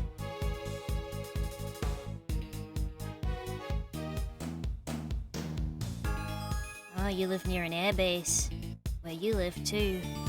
Yeah, no, the town where I live in is a army town As well. So seeing the army planes and like the big army helicopters is not an unusual sight. Once in a while. Forget is not a word in my vocabulary, Mr. Edgeworth. Very well then, recall this fact if you will. You claim that Mr. Saint is the only person who was free to walk around the prison. But there was a brief period of time on the day of the crime in this prison. A time when it would have been possible for anyone to move through the prison entirely unmonitored. What do I have that shows there was a period on the day of the crime where oversight was limited? Security camera footage! Take that! It was out! Mr. Saint is far from the only one who had the opportunity. Which opportunity are we talking about again? We had previously established that the time code on the security footage was off by 3 hours. And from this, we can deduce that there must have been a power outage lasting for that length of time. During which anyone could have moved around the prison undetected. Do you mean to say that our killer intentionally created this 3-hour gap? Then it was no simple camera malfunction? Is that even possible? It was completely possible to create in the 3-hour gap. Using this. Breakers. Take that! Our investigation of the yard turned up something rather interesting. A panel of breakers, one which can be used to cut the power to the security cameras. We also learnt that the door to the power room may have been opened at around the time of the murder. What?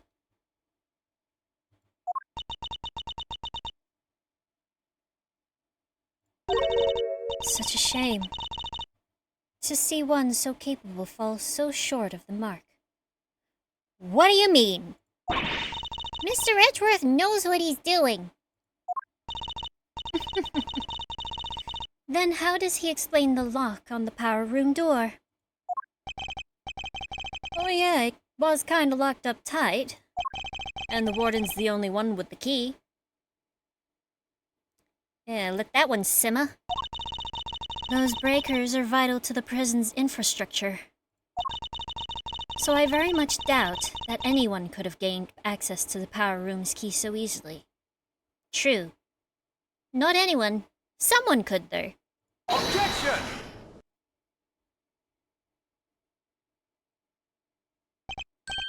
No, but one person could have. That's literally just what I said. I beg your pardon? That person, the killer, had easy access to it, in fact. And what's more, their position here is such that nobody would dare question them. Objection! What? There is no one like that. The breaker to the electric fence is in there. Is in there. They would be questioned in an instant. There's only one person who meets this criteria. I can hardly believe it myself. But I have to follow where the logic leads. A person who had access to the power room key was... Fifi Lagarde, age 37. Take that! The real culprit is... Missile? Warden Lagarde. Oh, just look at you. And you're the cutest little Poochie-woo. He's not just a pretty face. Missile also has quite the nose for sweet things. It seems he's smelling something very sweet indeed. And it's coming from you. Oh, darling, you're making me blush. I'm not even wearing perfume. Then perhaps it is the sweet stench of death. You're a regular poet, aren't you? I had no idea. But if I didn't know better, I'd almost think you were calling moi the killer. That is precisely what I'm calling you. Well, what? Warden Lagarde is the killer? Mr. Edgeworth, do you realize what you're saying? Oh, such a naughty boy. How could he suspect me, huh? I'm the one in charge around here. Please don't call him a naughty boy again. It's like we're in a murder mystery, aren't we? She really did kiss that creature on the, straight up on the lips. And equally far-fetched. Far-fetched! This is preposterous! Preposterous! That took a second. Hold it! Sadly, it's not. Although I can hardly believe it myself. But this is where the evidence points, and we must trust in the evidence. This piece of evidence proves that Warden Lagarde is the killer.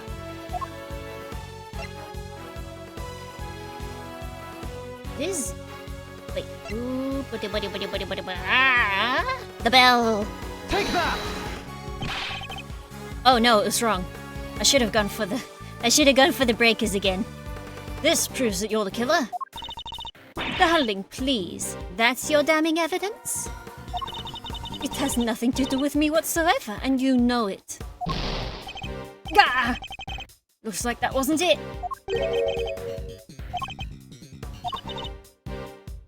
You're a hoot, Mr. Edgeworth, really you are. But can we dispense with the jokes now, hmm? This is no joke, Warden. You are the killer. Ah, really? Well, could you at least try and present some plausible evidence? A sweet scent! Right. Take that! Your scent betrays you, Warden. And here is your accuser.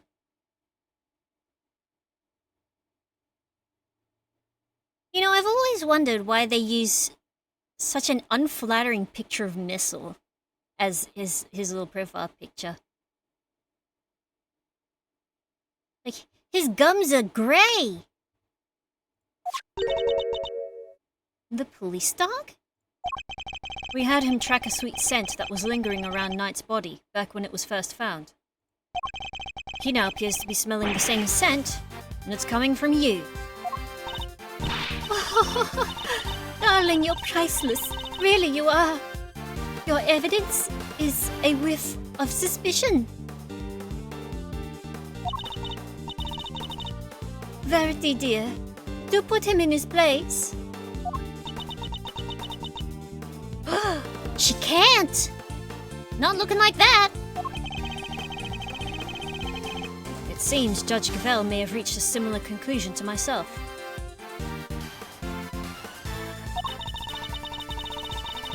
You believe this to be no mere coincidence, Mr. Edgeworth? I do. After all, she had the key, and the scent found lingering on the body is hers as well. Were it just one or the other, we might be able to brush it off as coincidence. However... Indeed. Then it seems a conclusion approaches. Perhaps we should hear what the warden has to say for herself. Right? Just rubbing my eyelid a bit. We should, and when we have, this case will finally be at an end. You are all being simply awful. Stop looking at me like that. Me? The killer? How could I possibly do such a thing? Please stop kissing your fox. Ermine creature. I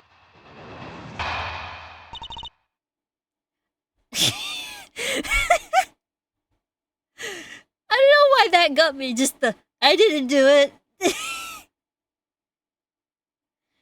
It's like that episode of The Simpsons where that became Bart's famous catchphrase. Just, I didn't do it. Verity told me everything she knows about the case, sweetie. The victim died in his cell. So by your logic, I would have had to have killed them and hid him there. But how am I supposed to have moved the body? Especially as I never went into the prison. I was too busy with work, you see. I was cooped up in my office until right before the show began. Check if you like. You won't find a record anywhere of my having entered or left the prison proper.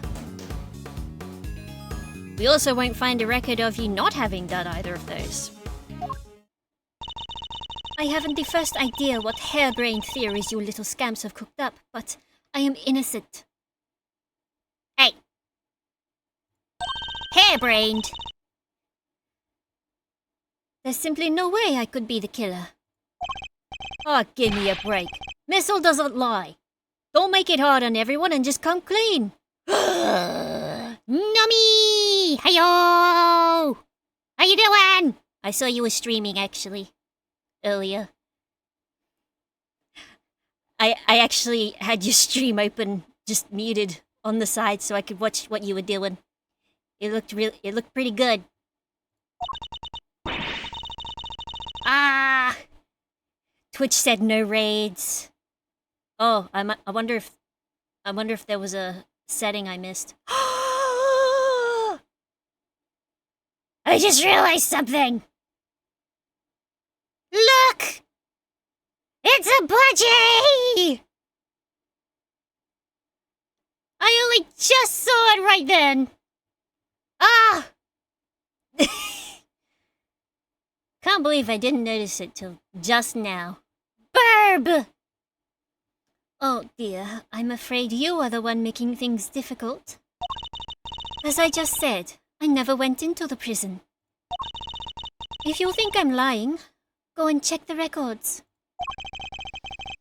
She clearly wants us to check those records, which means they won't help us. We'll just have to find another way of getting the truth out of her. Please, Mr. Edgeworth, stop being a big silly. You've made a boo-boo and you know it. I don't know why that got me. I didn't do it. Told me everything she knows about the case, sweaty. Let's press. Judge Cavell told you everything. Are you close? You know. Are you... Are you? Thick as thieves, darling. Why do you ask? Are you jealous? Is this woman a cop? She's a prison warden, actually. She's wearing a very thick fur coat. Presumably, at least 2 kinds of animal were used to make this. And also a live, like, Arctic fox, I think, or an albinistic ermine or sable around her shoulders. Jealous of what? I had to ask Warden Lagarde for a lot of information on the first day of our investigation. A second budgie! Ah! It seemed only right that I share some information in return. The burp count for this case is 3 now. Oh, Verity, do I have to make it sound so awfully dry? I thought we had a lovely chat. I simply shared the truth in our conversation. It was the least I could do. I'm not sure what's going on, but These two...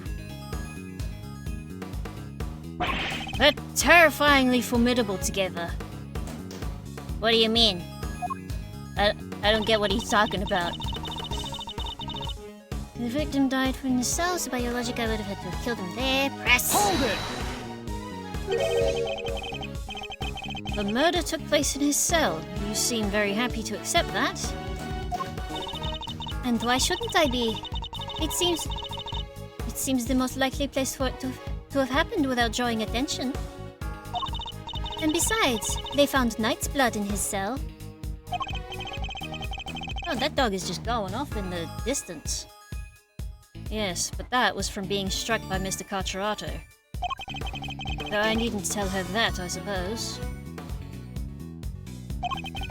I take it there's also been no testimony to the contrary. What does it matter? Knight being killed in his cell doesn't go against any of the facts anyway. How am I supposed to have moved the body, especially as I never went into prison?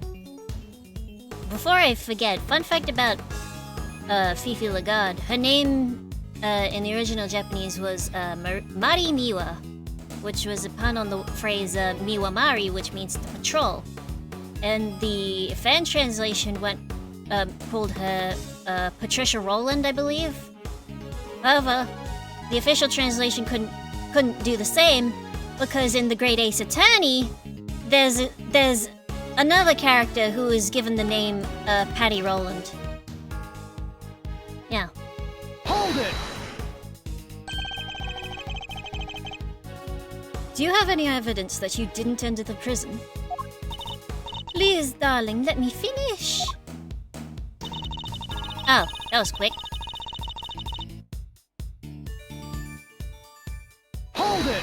Let's press this one then. So you were in your office the whole time, and you didn't notice anything unusual? No, I can't say that I did. And you didn't notice anything missing? I must confess I'm a rather messy girl. And the forgetful one at that. I put something down and it's lost forever. It's a curse, darling, a curse. I even lost some important evidence recently. It was gone. Poof! Just like that. How dare you, ma'am? What? And she still has a job! Honestly, if somebody came into my office and took something, it might be years before I noticed. I don't know about that. Seems like I'll need more than the power room key to expose her. On the day of the murder, I was working in my office. Oh, and looking for something I'd misplaced. Even if I'd had a reason to go into the prison, I simply wouldn't have had the time.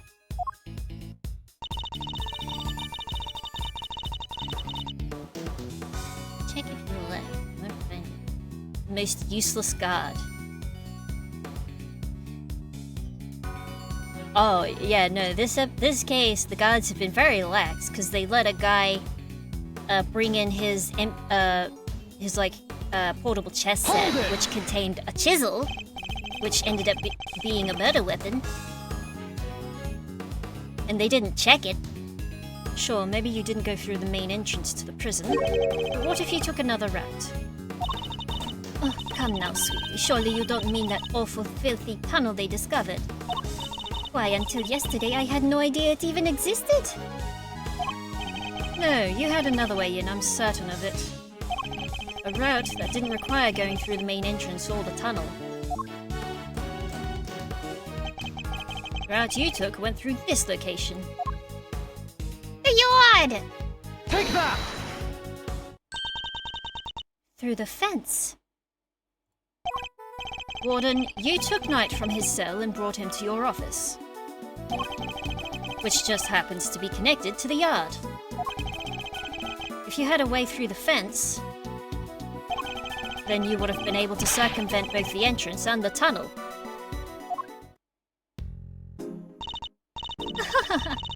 A gold star for creativity, darling.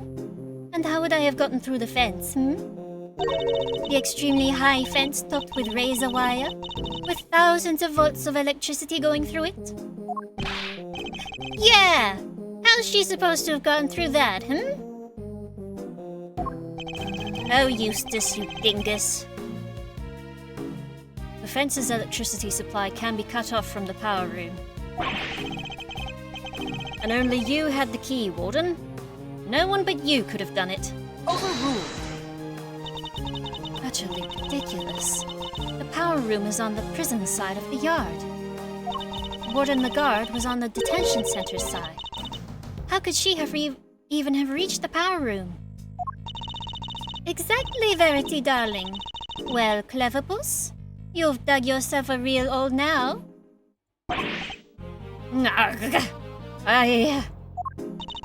If there's no record of Warden the guard having entered the prison proper, then the idea that she could have shut off the fence by using the breaker is out of the question. Ah!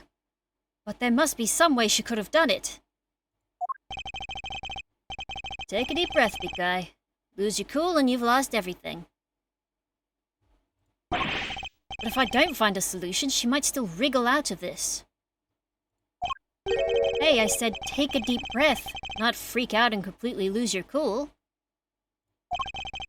There's nothing to be gained by banging your head against the same wall, yeah? Yeah. No matter how you look at it, Warden Lagarde couldn't have done it alone.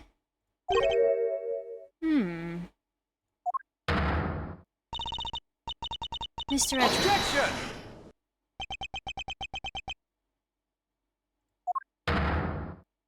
You aren't doing yourself any favors by obstructing justice with your silence. More Birbs! Ah, it's a crocodile! Eee! The Birb count is now 4! That was a reflexive objection. Oops, that was a reflexive objection. But now that I've yelled it, if I don't come up with an answer, it's all over. I have one more thing to add, if you'll permit me. Something that explains how the warden could have shut off the breaker from the wrong side of the fence. Yes, because it's not as impossible as it seems. What enabled her to shut off the breaker?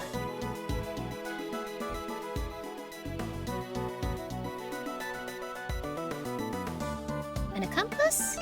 Is that what the idea is? Yes, here we go. She couldn't have done it alone. But what if she wasn't alone? Ah, now we're talking! Way to flex the old grey matter, kiddo. I believe that Warden Lagarde had an accomplice. Overruled. I'm gonna take a sip. Enough. You disappoint me, Mr. Edgeworth. What do you mean? Mr. Edgeworth has said nothing wrong. The inmates of this prison are all issued with security bracelets. The ones that raise the alarm if people go where they're not supposed to. I see that you've realized your error. And we are, of course, within the prison grounds, where not only are the bracelets worn, but even the guards surveil each other for signs of wrongdoing. And despite all that, no one noticed Mr. Carcerato's escape. And he didn't even succeed. The only ones who are free to roam are the animals. And they most certainly could not have operated the breaker. No. So our accomplice must be human. I have an idea.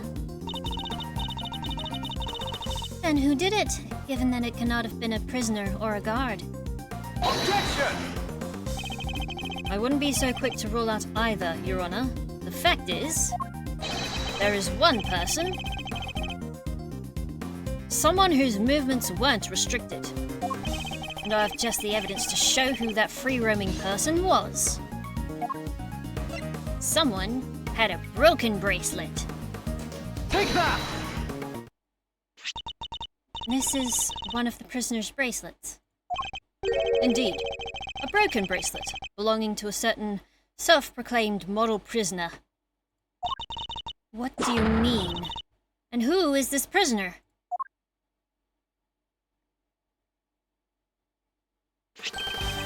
Frank Sowett, Warden Lagarde's favorite inmate. He didn't just sew it, he did it. Oh, she's sweating. Bit strange, isn't it, Warden? That he was able to keep his broken bracelet hidden and wander freely around the prison all the while. That is pretty funky, and I don't mean in a good way.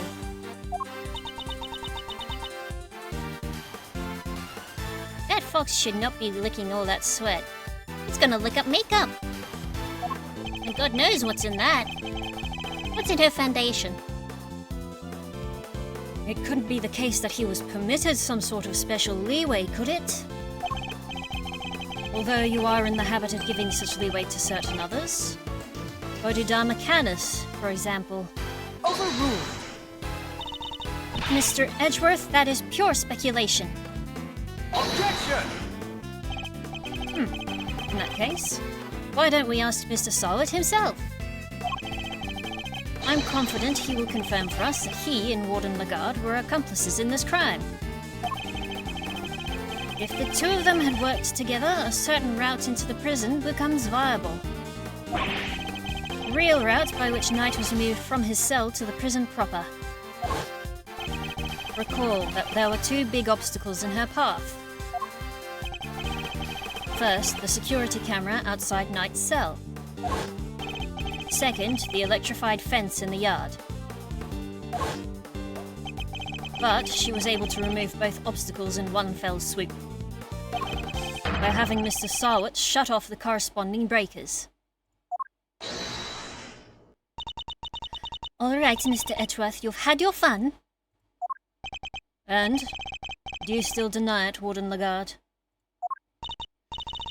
No, darling. You've got me. I admit it. Warden? Tell me this isn't true. Sorry, Verity, honey. I'm afraid it is. Frankie helped me do it. No way! Oh, the Birb count is now 5. There's 2 green budgies. You did it, Mr. Edgeworth. You got her.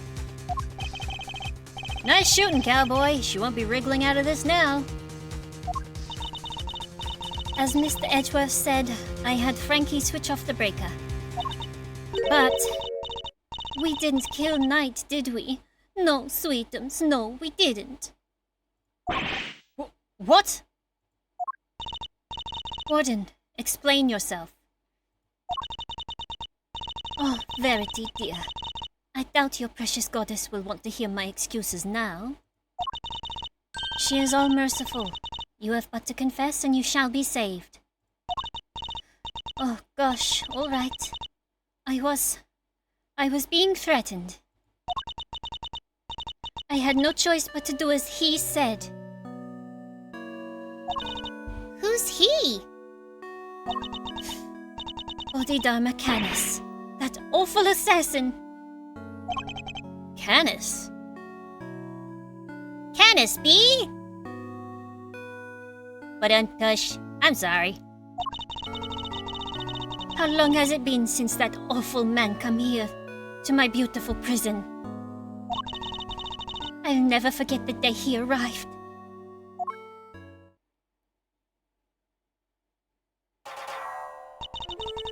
The moment we were alone, he said this to me.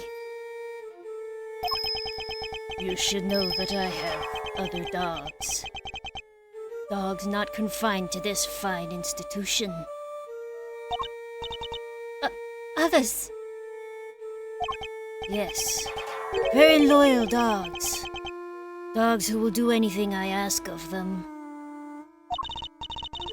Of course, he wasn't talking about real dogs. He was talking about his very human cronies. His goons. And then he said one last thing. I would recommend that you take care in how you treat me during my stay here. I wouldn't want to have to set my dogs on you, Or your precious family. I had no choice. I gave him that cell. I gave him everything he asked for. Everything? Wait, is that how he became the fixer? Yes, darling. I obeyed his every command and smuggled in for him all that he wanted. Eventually, I brought dear sweet Frankie into our little conspiracy. He agreed right away, of course, because I made things easier for him, too.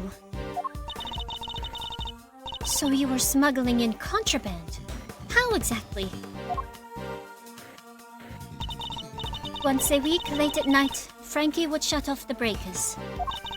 That allowed me to go from my office into the yard without being seen by the cameras.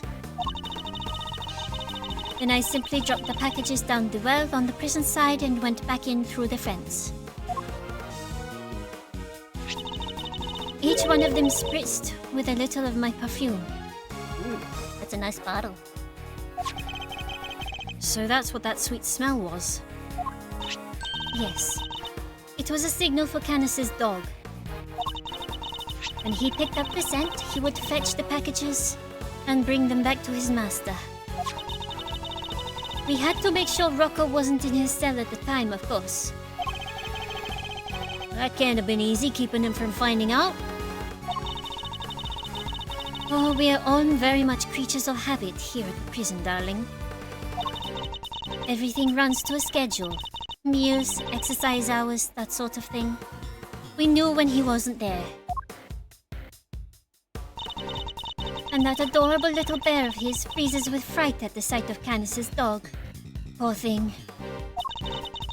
So there was no risk of him raising the alarm either. She has oversight over everything here at the prison, which made her the perfect mule. With her on his side, Canis couldn't fail. Frankie would sneak out again early in the morning to switch the breakers back on, and our work was done.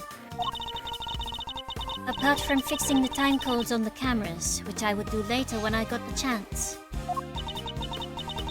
You have shared a great deal, Warden. The Goddess of Justice will surely take your honesty into account.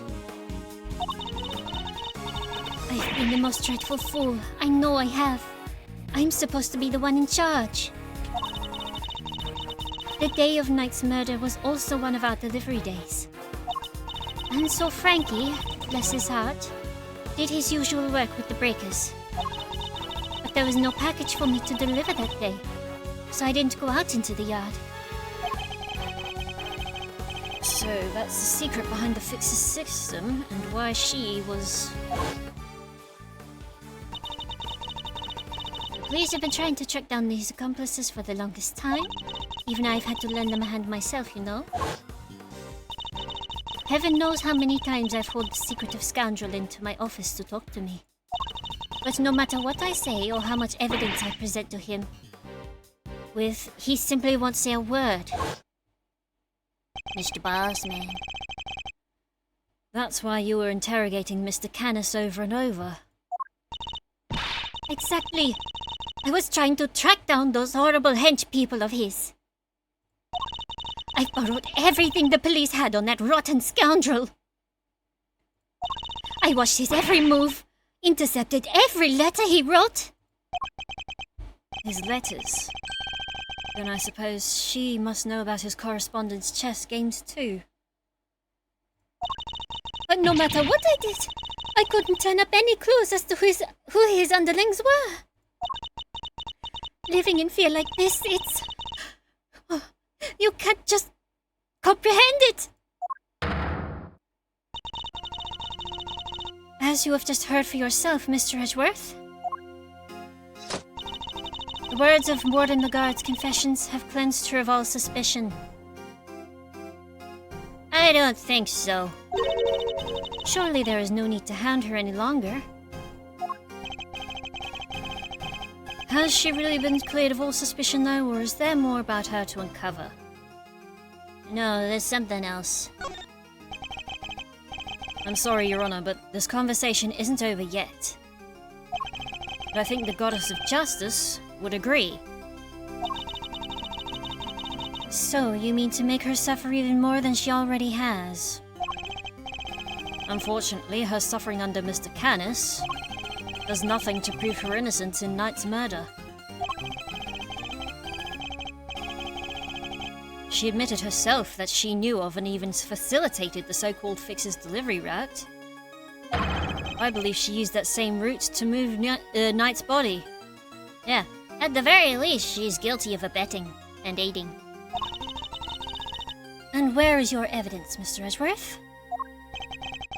It's in the fact that the sweet smell on Knight's body is the exact same scent Warden Lagarde uses to signal a delivery. What do you make of that? Well, that's because we've done it so many times by now that the whole well probably smells of it. Some of it must have just rubbed off on his body. That does match the statement that Mr. Carcerado provided. A smell! Yeah, always smell kinda nice down there. A smelly smell. A smelly smell that smells smelly. Nice. Gee, I don't know, it smells sorta like dessert, I guess. His words would seem to suggest that the smell had permeated the well. Ag! You've been rendered speechless, I see. And I hereby move to adjourn this session of the court. No! What do we do, Mr. Edgeworth? What can I do? Is this as far as we go? No! Finally! So we're actually done? Yes, Eustace, it seems we are. By the power vested in me, this court is adjourned. Ah! No! Hold it! Who said that?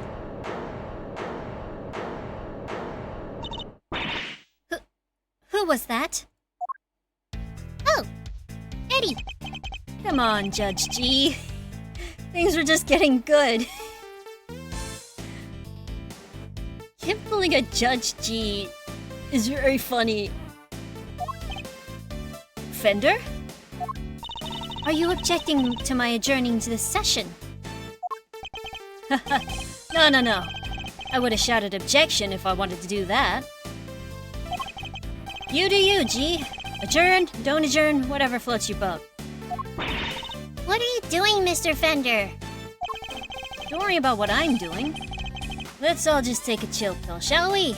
Yeah, I'm just gonna take the last sip of my Baileys and sake.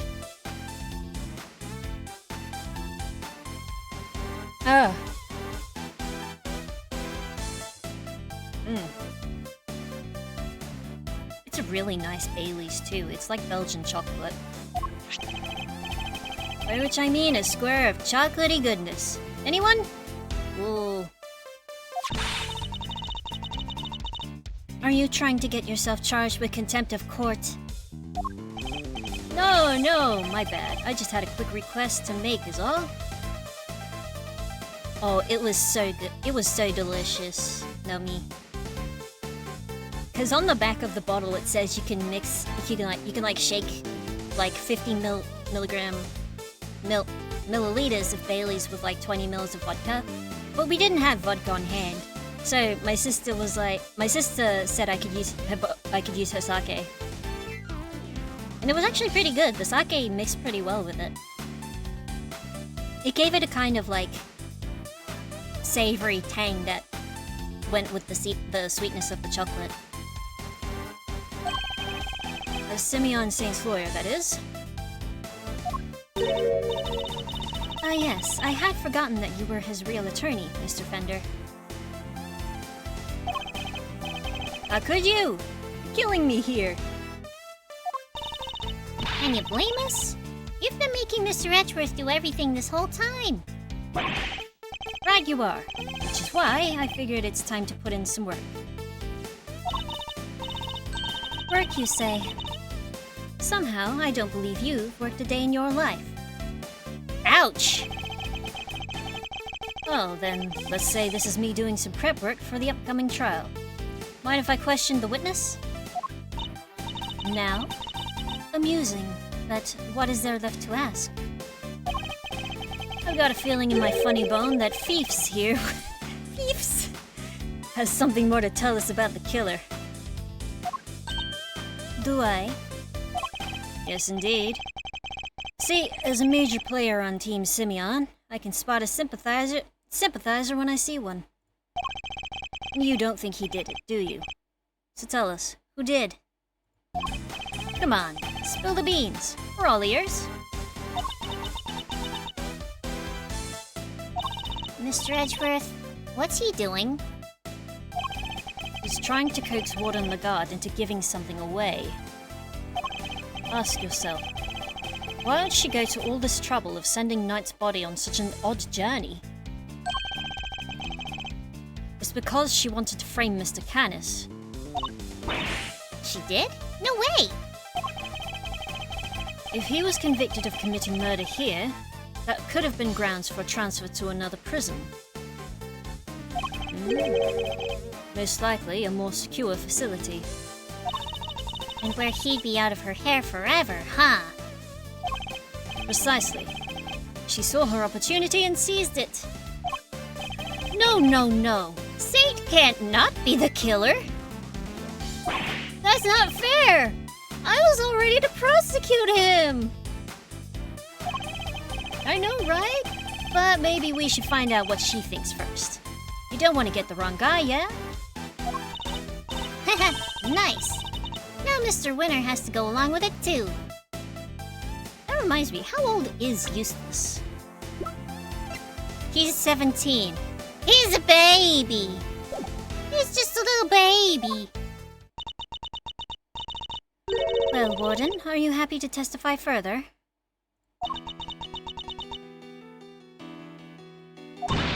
Of course! How could I refuse this silver-tongued devil? Eddykins, you have such a way with words. Just doing my job. Thief!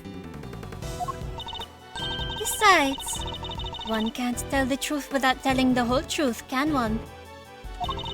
I'm simply dying to tell all verity, darling. Do say you'll let me. As you wish. Court is unadjourned. I can't believe you pulled that off, Mr. Fender. Oh, me neither. Thank you for the timely intervention. Hey, it's the least I could do. Kay's not wrong. I've been leaning on you hard. And besides, the defense never rests, am I right? Simeon's depending on us. Sadly, I think I just about exhausted my reserves of cool lawyer chat there. We can't foul us up now. Which means you're up to bat, Miles McSmiles. Show 'em that never rest in spirit. I shall. Fabulous. Then let's get started.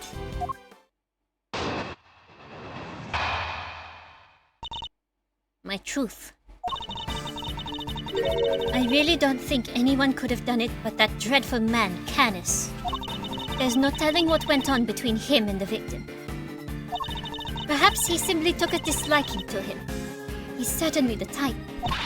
But whatever the sordid details, it was him. He stabbed that poor man to death. And then he had his dog dispose of the body. That simply has to be what happened. I know better now. The victim, Mr. Knight, yes. I did him the most terrible disservice. Yes, you killed him.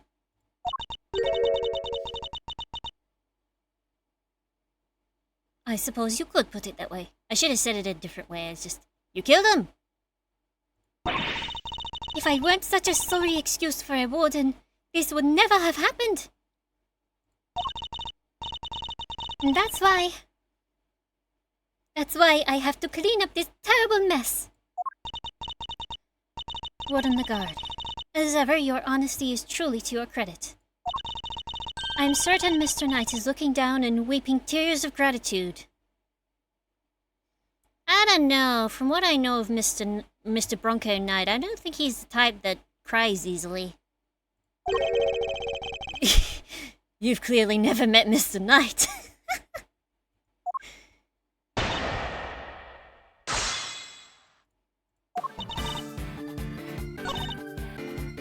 There's no telling what went on between him and the victim. Speak on that for us, would you? Knight was being kept in a holding cell while Mr. Canis was in the prison proper. What could possibly have happened between them when they were at opposite ends of the facility? Prisons aren't as big as they seem, you know. All kinds of awful things can happen. But Knight only arrived 2 days before he was murdered. I can't imagine anything significant happening in that short space of time. Then you don't know Canis, my dear. He'd find a way, I'm sure of it. Hold it! How could he take a disliking to somebody all the way over in the holding cells? Oh, I'm just plucking possibilities out of the air, darling. As I said, there's no telling what really went on between them. Sure there is! You're so awfully serious, aren't you? Not that I mind, of course. What? Why is she looking at me like that? She's a straight woman.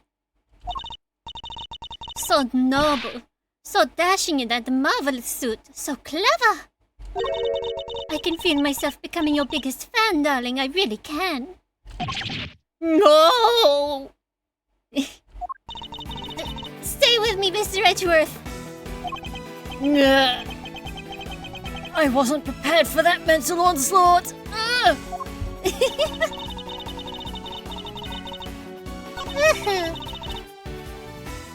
Wait, hold on.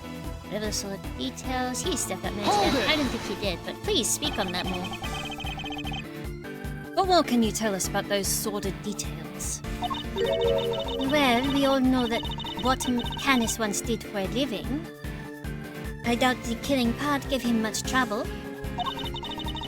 Especially as the victim was already injured. His neck, I think.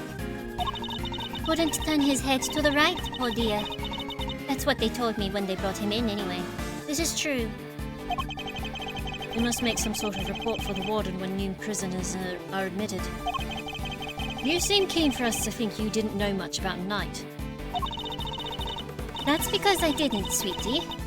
And the victim was simply a fun target to that monster. Nothing more. I expect Canis used the chisel that was hidden in that chess set, don't you? Or for grisly business.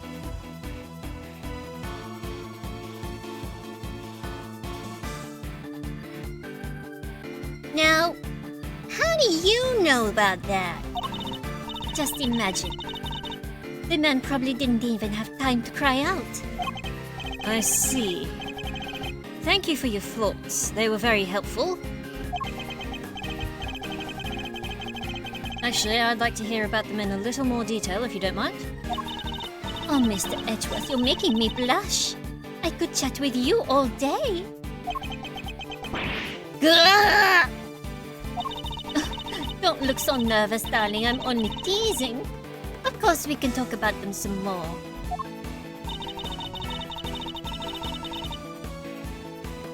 I expect Canis used the chisel that was hidden in that chess set, don't you?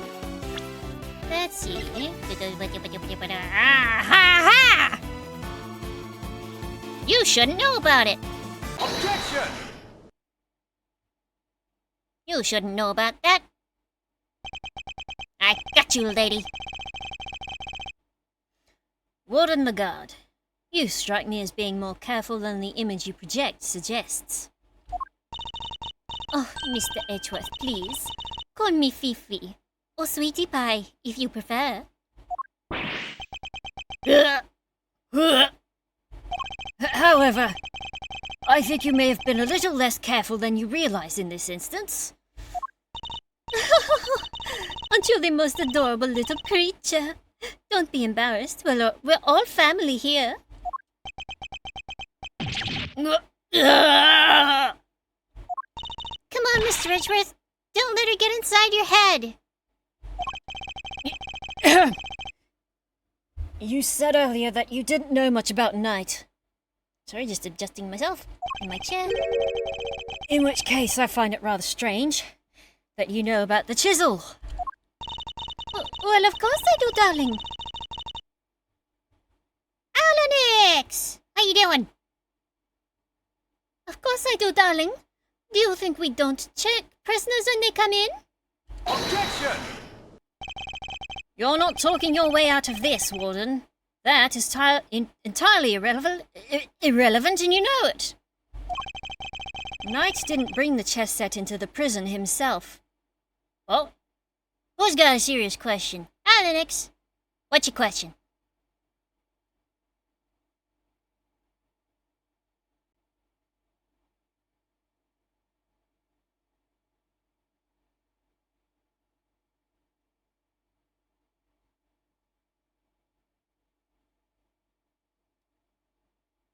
Waiting. It was brought in by Mr. Saint when he came to visit. Knight wouldn't have had it with him when he arrived. If... Whoa! What a question! If you told your friend multiple times to stop cheating on their wife and they kept doing it, would you feel sorry for them if the wife took half of what they got? No. In fact, I'd be surprised if the wife only took half of what they had. And then I'd cut that friend out of my life. What a shitty friend.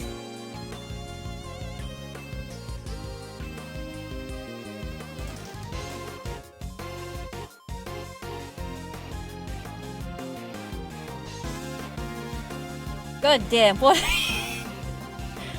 a question. I hope that answer satisfies your curiosity. Especially if they get caught, she forgives him and he does it again. Well, and especially then. God damn. She should sue him. Bruh, yeah.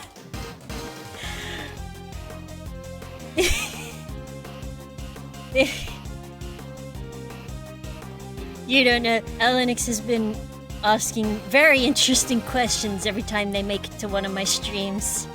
It's been a hoot every time. It's not like the I was drunk, I'm sorry, they did it and hid it for every year. Well then, especially then! That's just flagrant.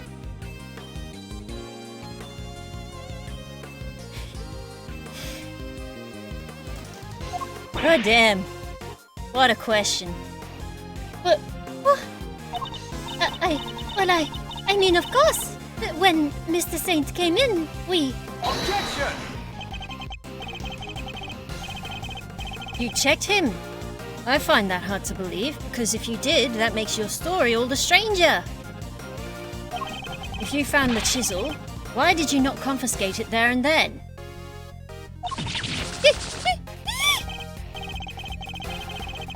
Judge Gavel, did you tell anyone about the hidden compartment in the chess set?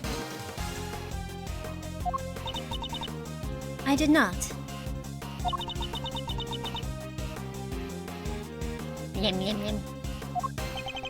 If no one leaked our findings, then how exactly did you learn about the chisel, Warden Lagarde? Because it certainly couldn't have been when you checked Knight or Mr. Saint on their arrival. Indeed. Such a thing would imply an intentional oversight if it had been found, yet let through. Precisely. So, Warden Lagarde, and answer truthfully this time. Where and when did you learn about the chess set?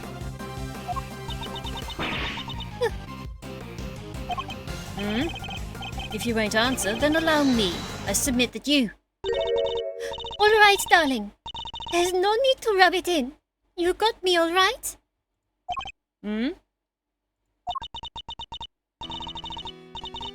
I questioned Knight.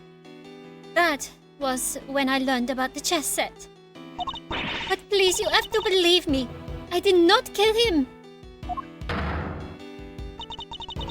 One moment, Warden. This is a significant development. The court requests that you make a detailed statement on the record. Any objections, Mr. Edgeworth? None, Your Honor. Thank you. Thank you, darlings. I'll clear up this awful misunderstanding, I promise. Stop kissing that fox on the lips! Stop it! Very well, go ahead, Warden Lagarde, and please tell the truth this time. Her lies are starting to wear thin. This is my chance to expose her. Figuratively.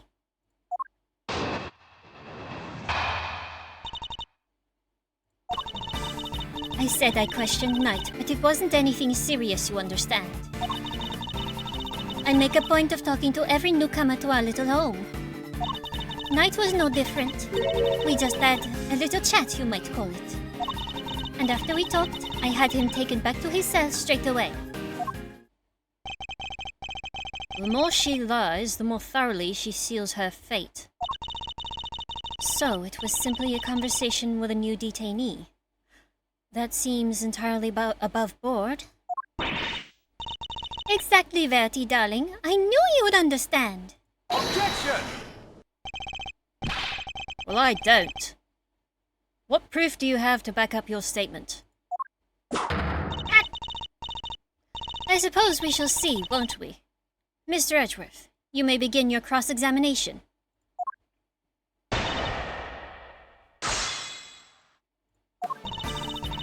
Said I questioned Knight, but wasn't anything serious. Knight was no different. We just had a little chat, you might call it. That's Hold best, it! this way. How was he when you spoke with him? Oh, he was so open and honest, darling. What? That doesn't sound like him at all. That guy, honest? He was talking about one croissant and promoting a poem. I suppose he must have been hungry. En passant and promoting a pawn. It seems he spared no one from his obsession with chess. And after we talked, I had him taken back to his cell straight away.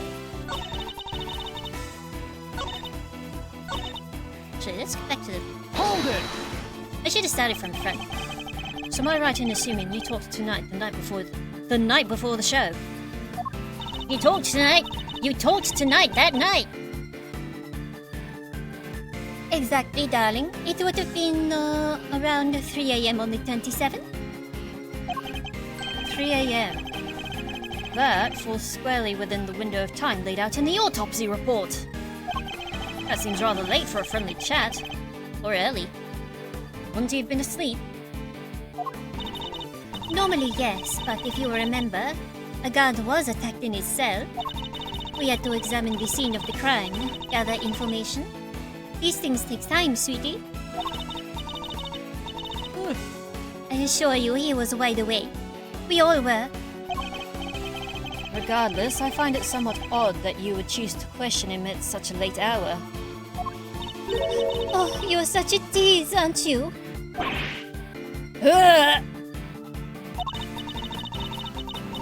Anyway, no matter how old you think it is, I had him brought to me, and that's what happened.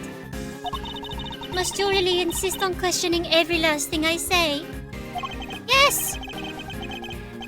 Sorry, thieves. He's like a dog with a bone sometimes. I'll be sure to scold him once we're done. Though, would you mind giving us a little more info? Like where you had him brought to?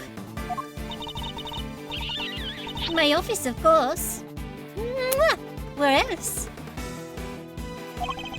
Her office. Which is where we believe the body was moved from. Would you mind appending what you just said to your testimony? Ooh. Anything for you, darling. It was around 3 a.m. the night before the show. I had them bring him to my office. Hold it! Well, let's press this before we make any decisions. Now remind me where your office is. You've seen the sign in the detention center corridor, I imagine. The one that says no entry? That's it, sweetie. My office is just up in there. A short walk from the holding cells. I understand that you also have access to the yard. Excuse me. Why, of course. That's where my gorgeous little garden is. Oh, I see where you're going with this. You're saying that's how I moved the body? You had the means and the opportunity. It's hardly impossible. Overruled! Hardly impossible proves nothing. You have no evidence for this assertion. Objection!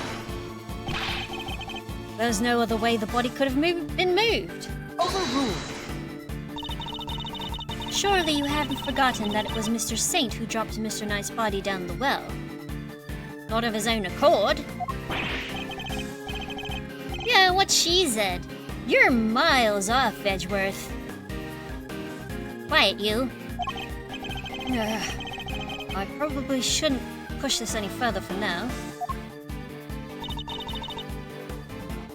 Alright.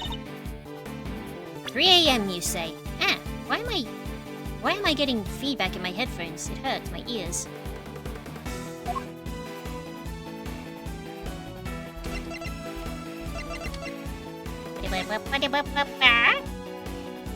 Hey, we updated the autopsy report. Objection! Take a look at this piece of evidence, if you will, the Warden Lagarde. I got it wrong again. Oh, sweetie, aren't you just adorable? You don't need an excuse to talk to me, you know. No, that's not what I... If it's a chat and a hug you're fishing for, all you have to do is ask. Oh, watch out, Malzo! Incoming! I could swear I saw my life flash before my eyes.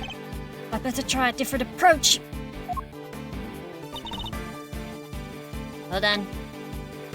No, I know what evidence I'm looking for. This one. Is it? Maybe. Wait.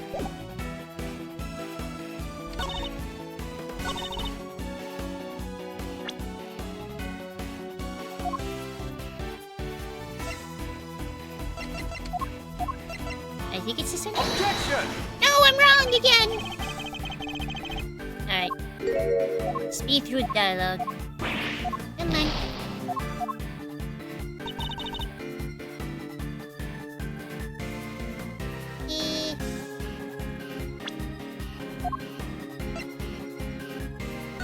Should I do? Yeah. Wait, did I?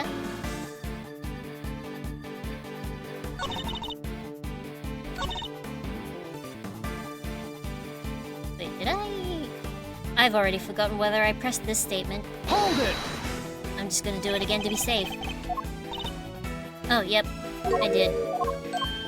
Overruled! Objection! I'm good at this. Overruled! I swear. I'm very good at puzzle. Try this one. Hold it! What did you and Knight speak about? Oh, nothing much. Just some small talk, really. I asked him about what animals he liked, what his hobbies were. I bet he was a horse boy growing up. His hobbies. I imagine you talked about chess. Oh yes, I couldn't stop him talking about it, in fact. He even had a piece of paper covered in little notes about it in his cell. At least I think that's what they were about. So she's seen Knight's correspondence chess diagram.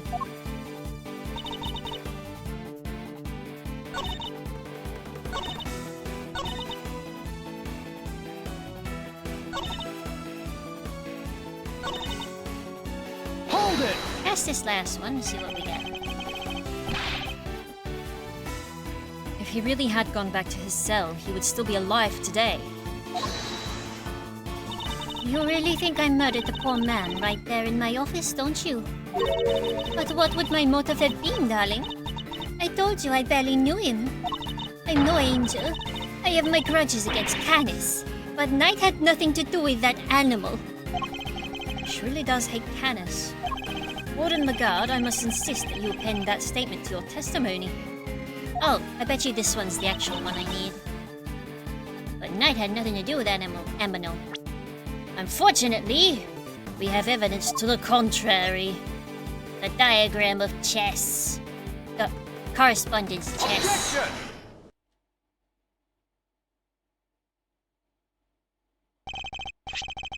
Judge Gavel, I'd like you to take a look at this. Notes about a game of chess.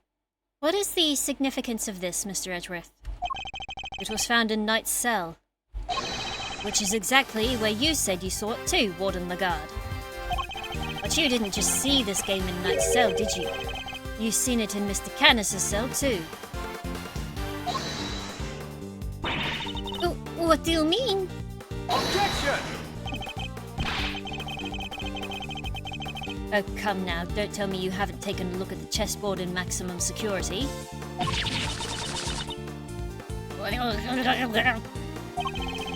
I imagine you watch his every move like a hawk.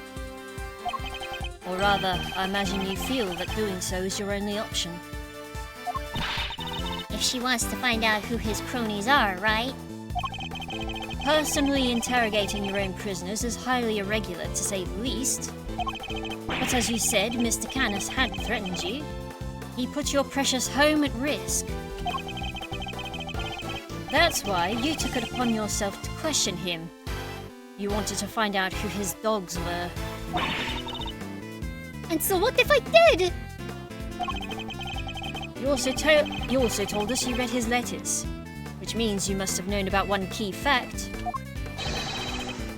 You knew he was playing correspondence chess. And then who should appear but Knight, carrying with him a diagram of a very particular game.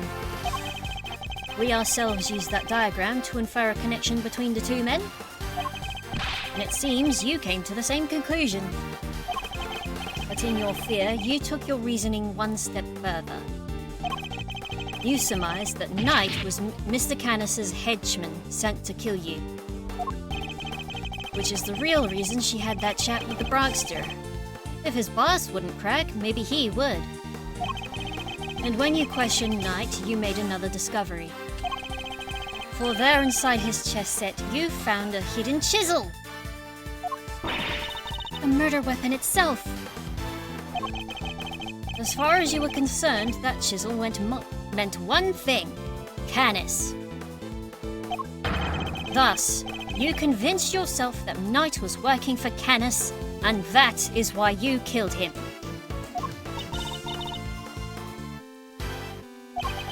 I see you have no more excuses. Judge Cavell, your verdict, please!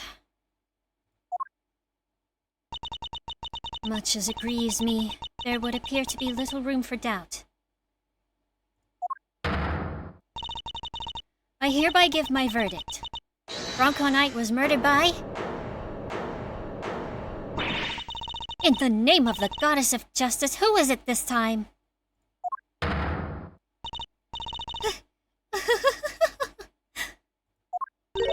Warden? It is a joke. It's all a big stupid joke. You people just don't get it, do you? I think we've proven it's you who didn't understand things correctly. Me? Please, darling. I understand it all perfectly well. Thank you very much. And I understand that there's a glaring contradiction in your theory, Mr. Edgeworth.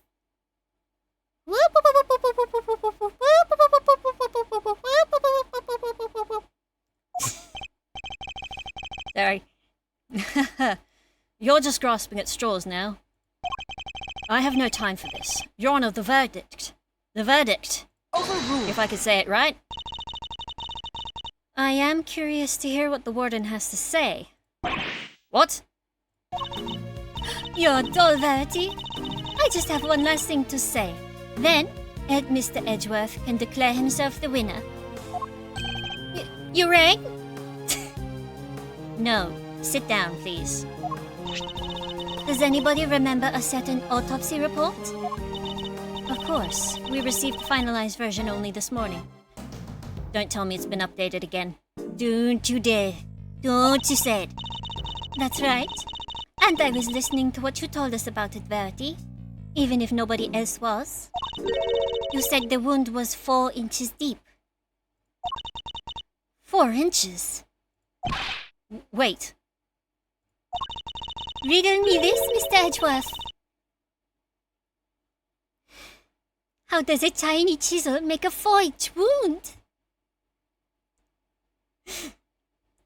Sorry, the thing that sprang to mind for me was the fucking riddle me piss, Batman. No! Forgive me, O goddess. I came perilously close to making a terrible mistake. Looks like your theory is the one that doesn't hold water, Mr. Edgeworth. What now, Whoop, whoop, whoop, whoop, whoop, whoop, whoop. What do we do? It'll be fine. Mr. Edgeworth always comes through. Right, sir? Yeah, that's the face of confidence right there. Looks to me like the Milesatron's out of commission. Alright, put a new quarter in. You're in the tiny too, aren't you? Why don't you do something? Turn things on their head with a desperate bluff. Blurt out the first mind-blowing thing that comes to you. Look, detective, I'm as much of a man of action as the next guy. But without evidence, we're up a creek without a paddle here. This might be the end of the road. Oh, we can't give up now. We have to do something.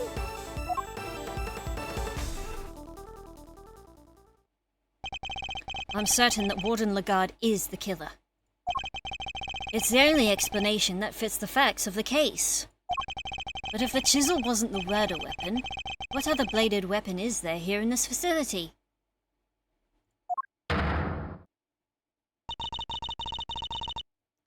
It seems we still do not have all the answers, nor the evidence to provide those answers. Alas, we must wait until the trial to see this matter resolved, I'm afraid. Objection! Thank you, Mr. Fender. Come on, G. You're just giving the killer a chance to destroy the evidence. Overruled. Are you calling the Are you calling the judicial process into question, Mr. Fender? Beep. Nope, not me. Nuh-uh. Way to back yourself up there, my dude. I tried, Miles. Any bright ideas? I've done nothing and I'm all out of ideas. What is the real murder weapon? Since it's clearly not the chisel. Oh, confound it. This question throws everything we've deduced out the window. Nothing to add, Mr. Edgeworth? Allow me to remind you that claims not supported by sufficient evidence are subject to the harshest of penalties.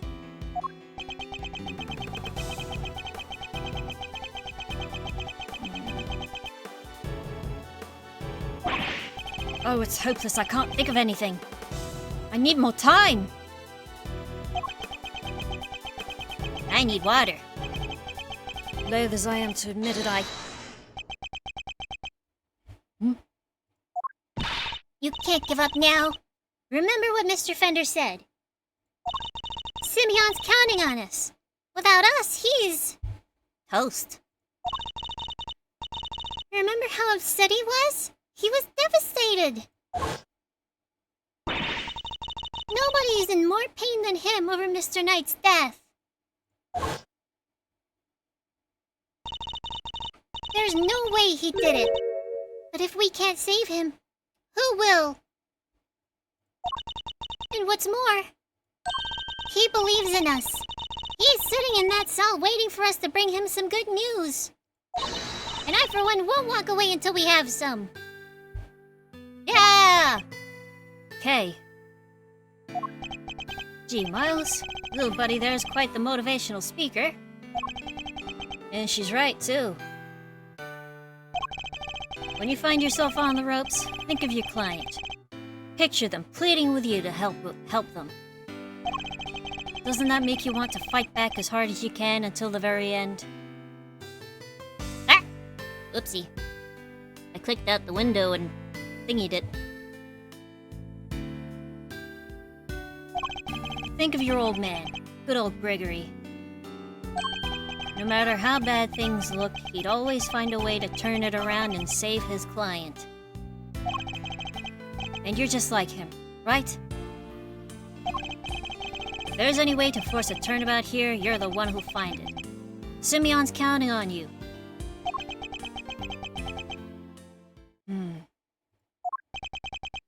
Judge Gavel.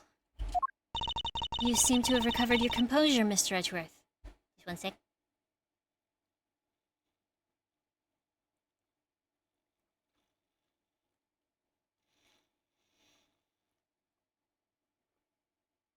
I love having a water tank that has a straw. But if you mean to attempt a defense, I would advise you to consider the ramifications. You have repeatedly proposed misguided theories and have made numerous false accusations. That's how the process of logic is, lady. If you do so again, I will have no choice but to judge you unfit to serve as a prosecutor. And relieve you of your badge for good. No. She's right. I have put forward a number of theories that proved to be flawed in one way or another.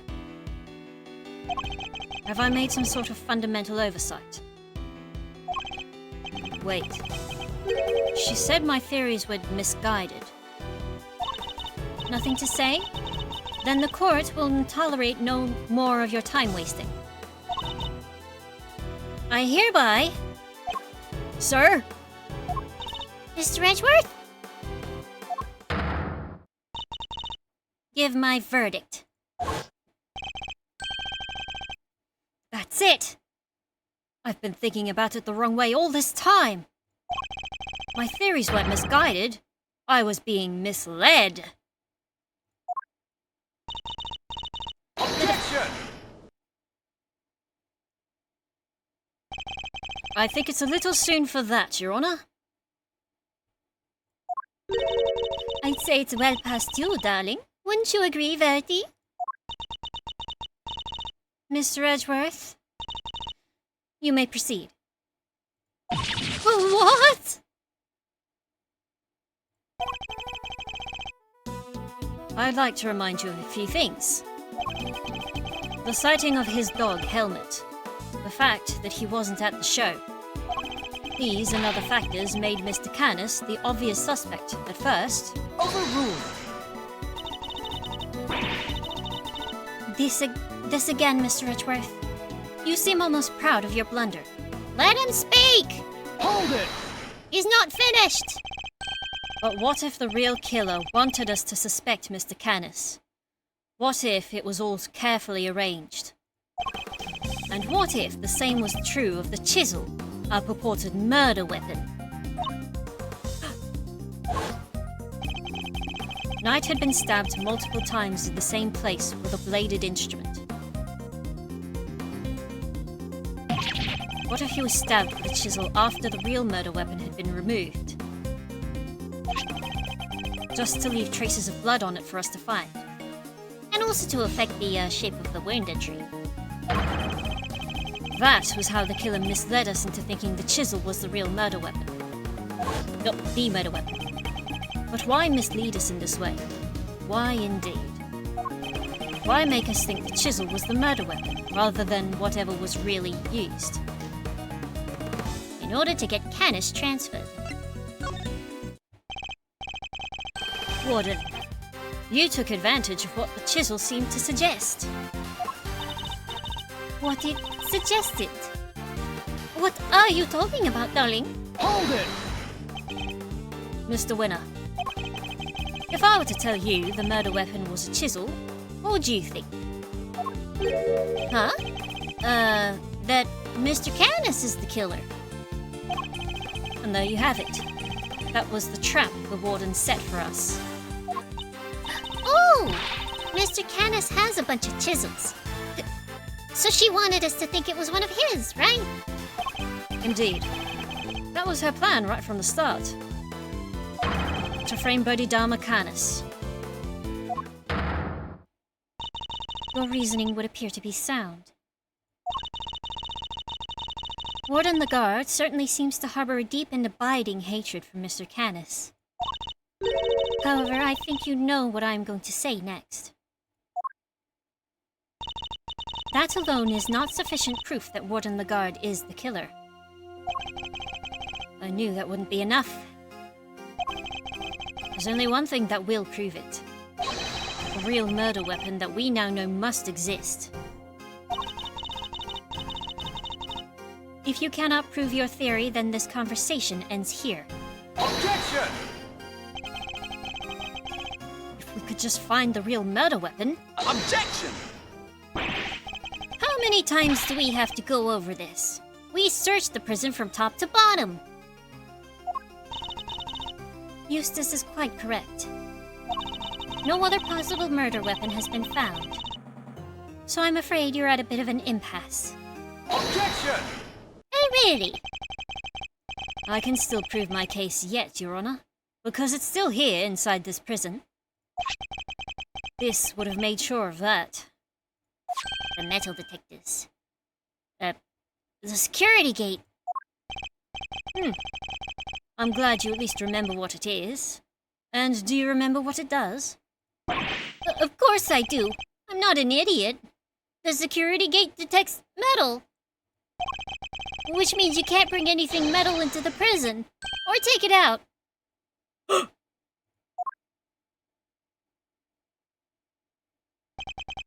Precisely. If there is another murder weapon, it cannot have been taken off the premises. But nor can it have been brought into the prison in the first place. And so we find ourselves right back where we began. Ouch. I bumped my elbow on the desk. Judge Cavell. What I'm trying to tell you, Mr. Edgeworth, is that if you wish me to believe that there is another murder weapon here in the prison, you will also have to explain to me how it got there. Not here.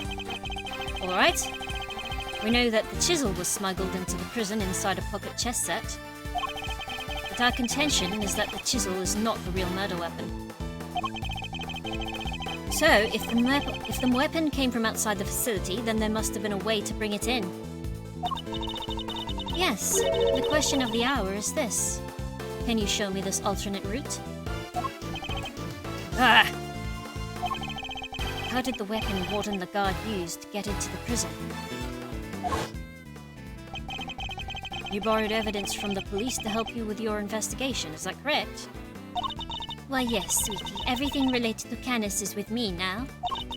Heaven knows how many times I've hauled the secretive scoundrel into my office to talk to me. Of course. That's how! The fact that this is here with us shows how a bladed object could have been brought into the facility as well. The bell. Bells dong. Take that! That's amore! Allow me to remind you of our conversation with Mr. Canis yesterday. Yes, it was but one of my bells. One of only 2 in existence. Just 2? 2 and only 2. One for my knife and one for my beloved helmet. Exquisitely crafted, utterly unique. My ears are my guide, after all. Yes. And I must be able to use my tools precisely. Of course, as you said, the knife has long since been taken from me. I thought I saw a dark spot on the screen, but actually it's just a fruit fly on my monitor. Got it. So you see, there is a way for objects to be brought into the prison unscrutinized. As part of the evidence Warden Lagarde borrowed from the police. Whoa, whoa, whoa, whoa, whoa, whoa, whoa, whoa! Ow! Mr. Canis's knife was part of the evidence in the case against him, and that evidence was here in the prison. Not only that, but the knife had a certain bell attached to it. The bell that was attached to the chisel. Correct. Correct. The killer took the chisel from the knife and attached it to the chisel. But that can't be right. The chisel only had Mr. Knight's fingerprints on it. Easy enough to explain if the killer wore gloves. She made it look as if the chisel was the murder weapon and then attached the bell to it. In so doing, she made sure that all the evidence pointed to Mr. Canis. And who had access to the evidence from which the bell was taken? Why, only the person to whom it had been entrusted. Who was it, sir? Who's been messing with the evidence? Gumshoe, haven't you been paying attention? Have you been playing with Missile this whole time? I believe that would be you. Isn't that correct, Warden the Guard? That's not exactly right, you know. Anybody could have set that up. Objection! Unluckily for you, that isn't quite true. These particular bells are unique, because there are only 2 of them in existence. Ouch. What? By attaching that bell to the chisel, you as good as declared yourself the killer. But you don't have any proof that the knife was ever even here to begin with. Hold it! I don't. Not yet, anyway. Mr. Winner, I'd like you to order another search of the prison right away. Huh? But if you do find something, that's gonna make things awkward for me. This isn't about what's convenient for you. We have to find the truth. You're a prosecutor, aren't you? Well, yeah, but, you know... Ugh. This worthless excuse for a prosecutor. If I had investigative authority, I wouldn't be sitting on it. Anyhow, it's not my decision to make. The warden would have to authorize it. You know full well that she'll do no such thing. You have the power to insist on a search. Use it! Sorry, darling, but not without that evidence. The goddess of justice cannot bestow her blessing on those who lack the proof to support their claims. Our work here is done. The rest of this matter will have to be settled in the courtroom. No! No, I gotta finish this episode. I want to start case 3. No, if we give Lagarde the opportunity, she'll destroy whatever evidence is left. I have to object. I have to stop them. But what do I say? I don't have anything concrete to offer. No.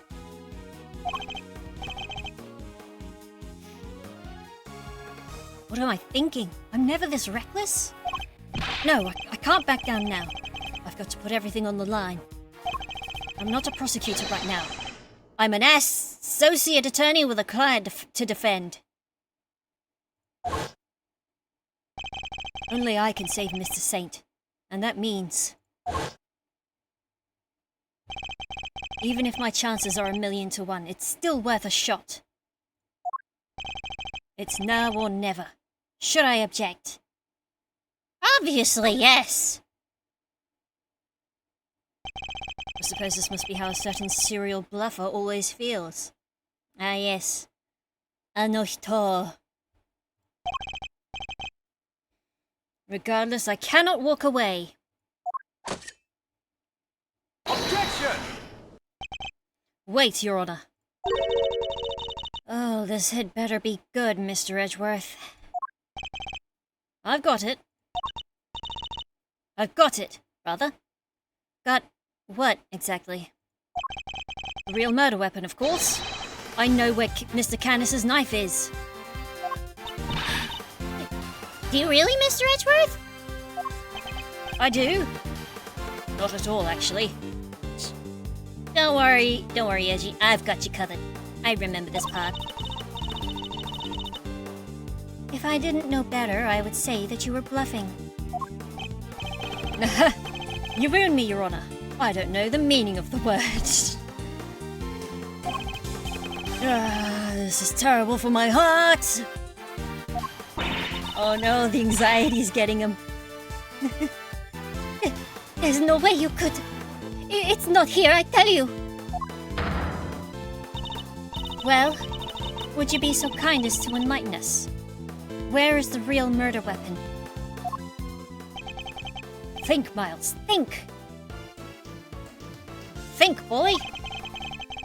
Somewhere not even the police would search. A blind spot in this zoo. A hiding place that the warden could be absolutely sure of. A hiding place. No! Yes. If you insist, come helmets, open up.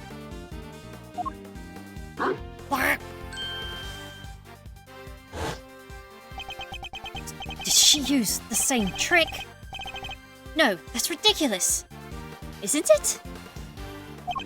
But the more I think about it, how many foolproof ways to evade detection could there be? Mr. Edgeworth, how long do you intend to keep us waiting? There's the faintest possibility I'm right. But if I'm wrong, we stand to lose everything. Your Honor, this is where the real murder weapon is hidden.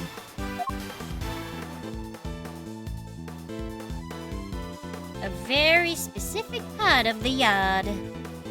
Take that! Here, in the yard? Indeed.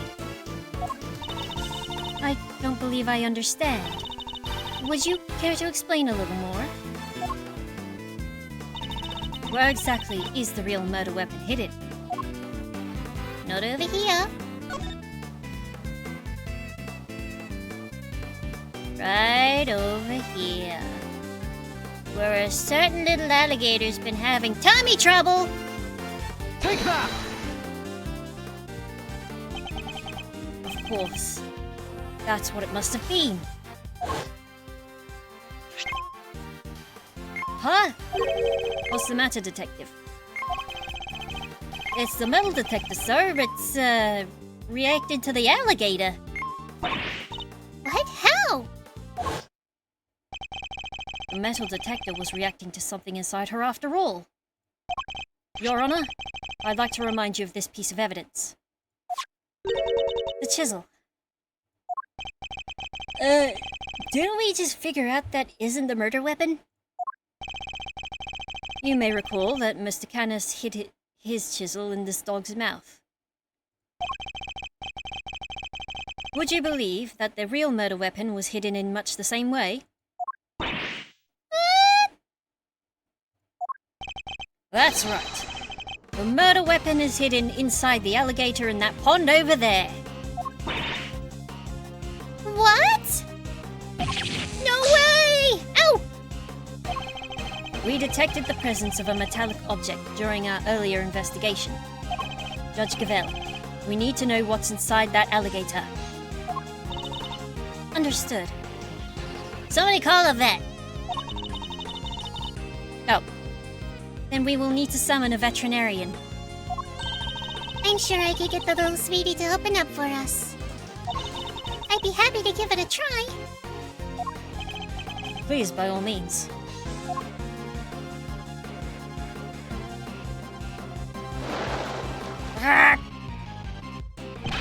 Warden Lagarde.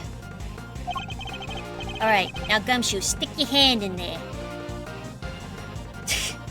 The real murder weapon is about to be revealed. Why not do the right thing and confess?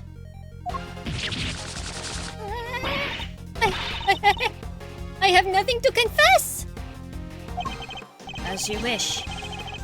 Then you can simply wait and watch as your lies are exposed.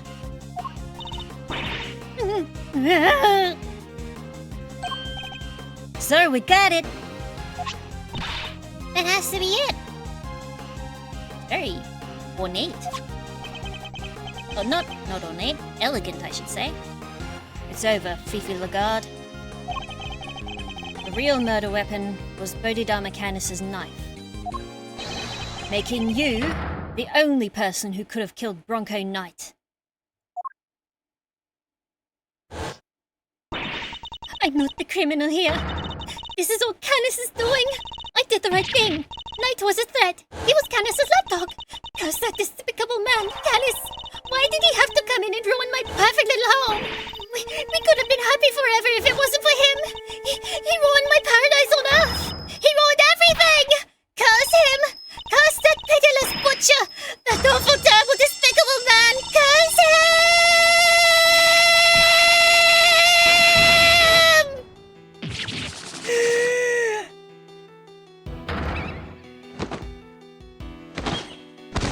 Oh my god!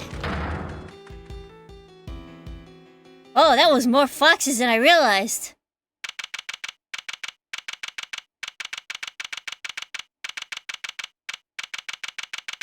Here we are back at the detention center corridor. March 29th. Prosecutor Thwinner, sir. The test results just came back. Thwinner? I guess we've all been under a lot of stress. Traces of Bronco Knight's blood were found on Mr. Canis's knife. It's just like you said, sir. Congratulations on a stunning victory. Thank you, officer. Excellent work. You can continue complimenting me if you like. Yes, sir. Thwinner thwins again. I think I'm welling up a little. Swelling up, maybe. With rage. Excellent work, Eustace. You didn't do a damn thing. Just a few loose ends to tie up and we're done. Huh? What are you talking about? I just solved the case, didn't I? We have yet to confirm whether or not Knight really was working for Mr. Canis. It will be vital to know if Warden Lagarde was simply jumping to conclusions on that front. Huh? Huh? Well, there's Clueless, and then there's you. Oh dear. Well, then, I guess we'd better get back to our investigation. Alright, officer, you're with me. You're about to see the winner win a whole lot more. Prepare to witness first-rate investigative talent in action. Yes, sir, I'm right with you, sir. Can't wait to watch you at work. It's winning time! Oh, my sweet summer boy! I love my idiot son. I expect this case will cause quite a stir. Hmm? The attempted murder of a president is news enough. And now his would-be assassin has been murdered. He's a little confused, but he's got the spirit. But Knight never sought to kill the president in the first place. The truth is not always as important as it might seem, Mr. Edgeworth. In the eyes of both society and the law. How can you even say that? You do not have to believe me, however. As a prosecutor, Mr. Edgeworth is obliged to accept that this is the reality of the world he operates in. Being a prosecutor is about more than proving people guilty. That's what I believe. We're all free to believe as we choose, but the law is not to be toyed with for our own personal goals. If you refuse to accept this, then you must prepare to suffer the consequences. What does that even mean? Wait, you're not gonna take us... I'm afraid I must be going now. Farewell, Mr. Edgeworth.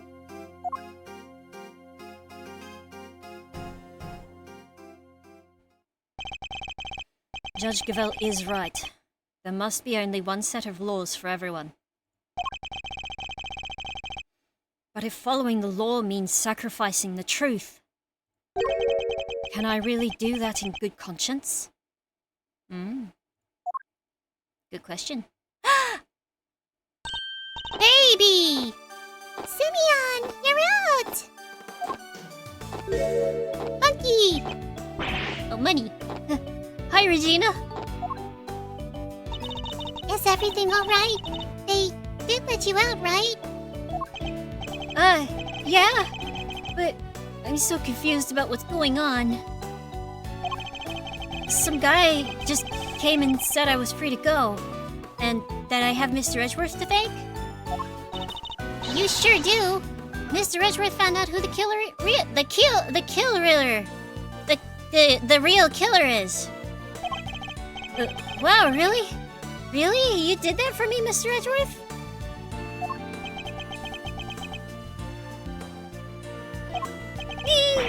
Oh no. Stop staring at me like that. I'm innocent, I swear. Don't pull the rug out from under me now. Stop it, silly. It's true, he saved you. So say thanks already. Okay. Thank you, Mr. Edgeworth. Thank you. And a great big Regina Berry thank you from me, too. Mr. Saint talking directly to me. Small victories, I suppose. Can I ask just one question, Mr. Attorney? Sure. I'm not actually an attorney, though. Technically you are. The prosecutor is still an attorney. I thought Bronco was my friend. No, my best friend. I trusted him. But now... Well, it's just... I never knew. I never would have believed that he could hate somebody enough to want to kill them. If he kept something like that from me, then he never really trusted me, did he? That's not true, Simeon. Of course he trusted you. No, he didn't. If he just told me, I could have stopped him. I could have told him that hate never helps. That he had to let go of all that stuff. Mr. Saint, I think you're forgetting something. I should show him the thing that proves Knight trusted him. Ooh,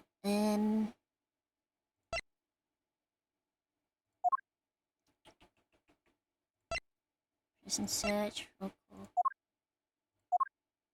The chess set, I believe. Take that! It's the chest that I brought for him. Knight had hidden a chisel inside. I imagine he meant to use it to escape. What? You mean he was using me? Now why would you say that?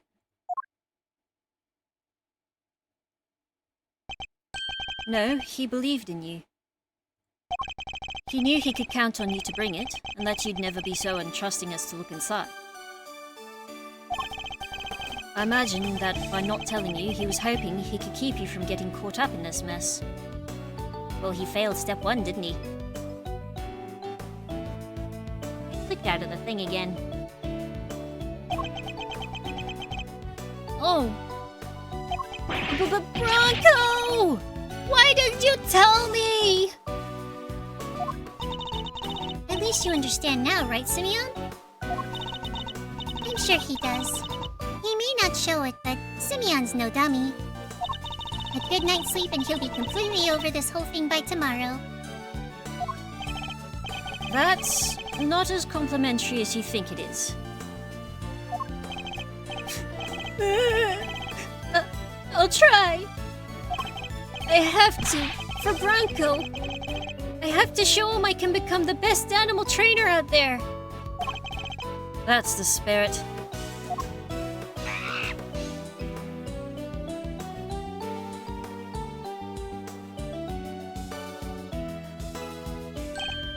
Oh, I almost forgot.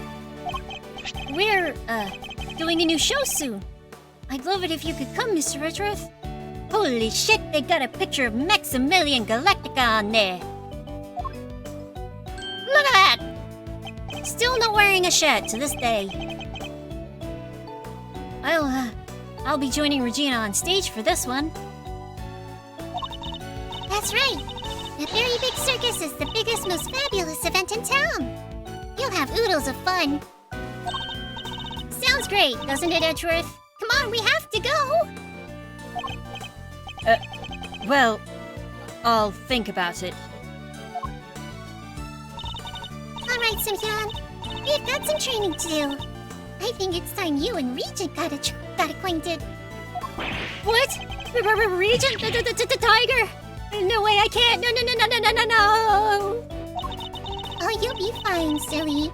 You'll never meet a nicer kitty cat. I can't. And he's gone. Please, Regina, anything but that, please. Please. Another satisfied customer.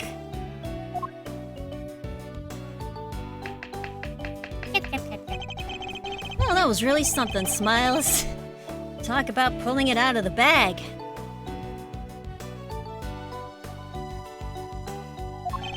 I couldn't have done it without you, Fender.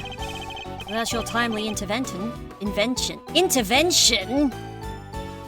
I said about 3 different words just then. She would have gotten away. Besides, I have you to thank for even being able to investigate the case in the first place.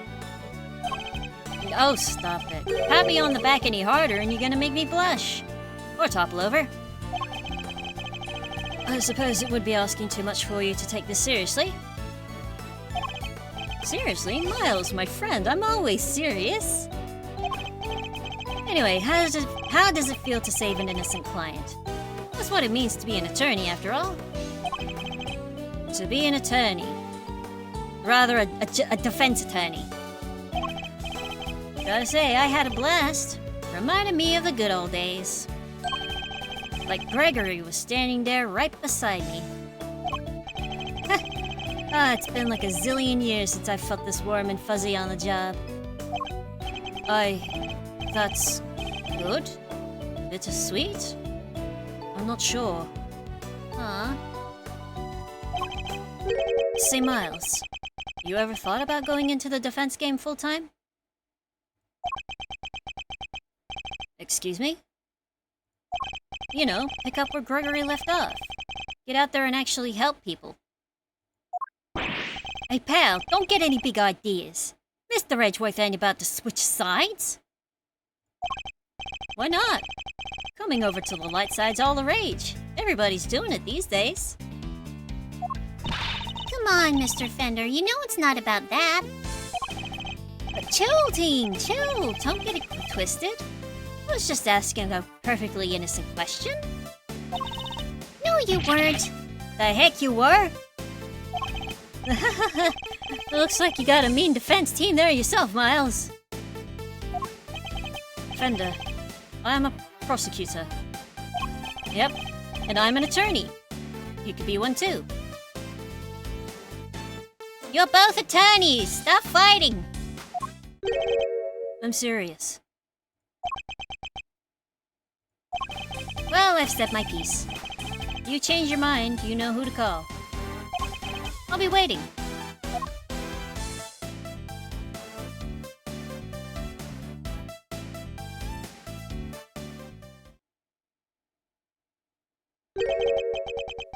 Follow in my father's footsteps.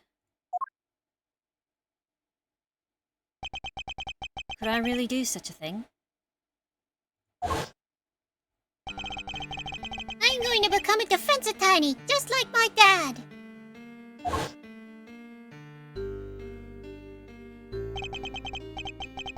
An attorney like my father. Me.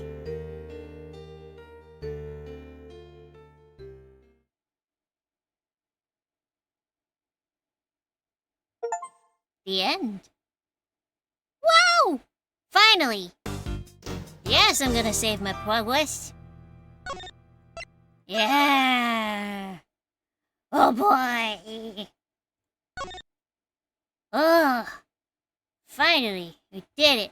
We finished the episode. Despite it all, I did it.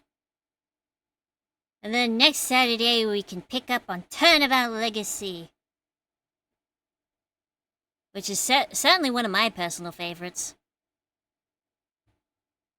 And I think it's my favorite case of this game, certainly. But until then, on Monday I'll be finishing up the case of the Golden Idol as well. And then figuring out what I'm gonna play the Monday after that.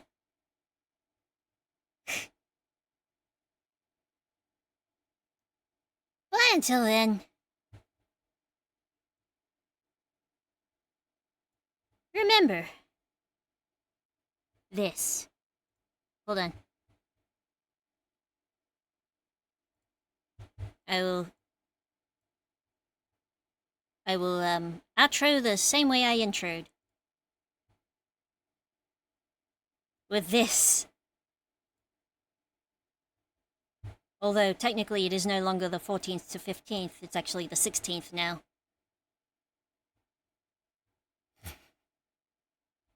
Still.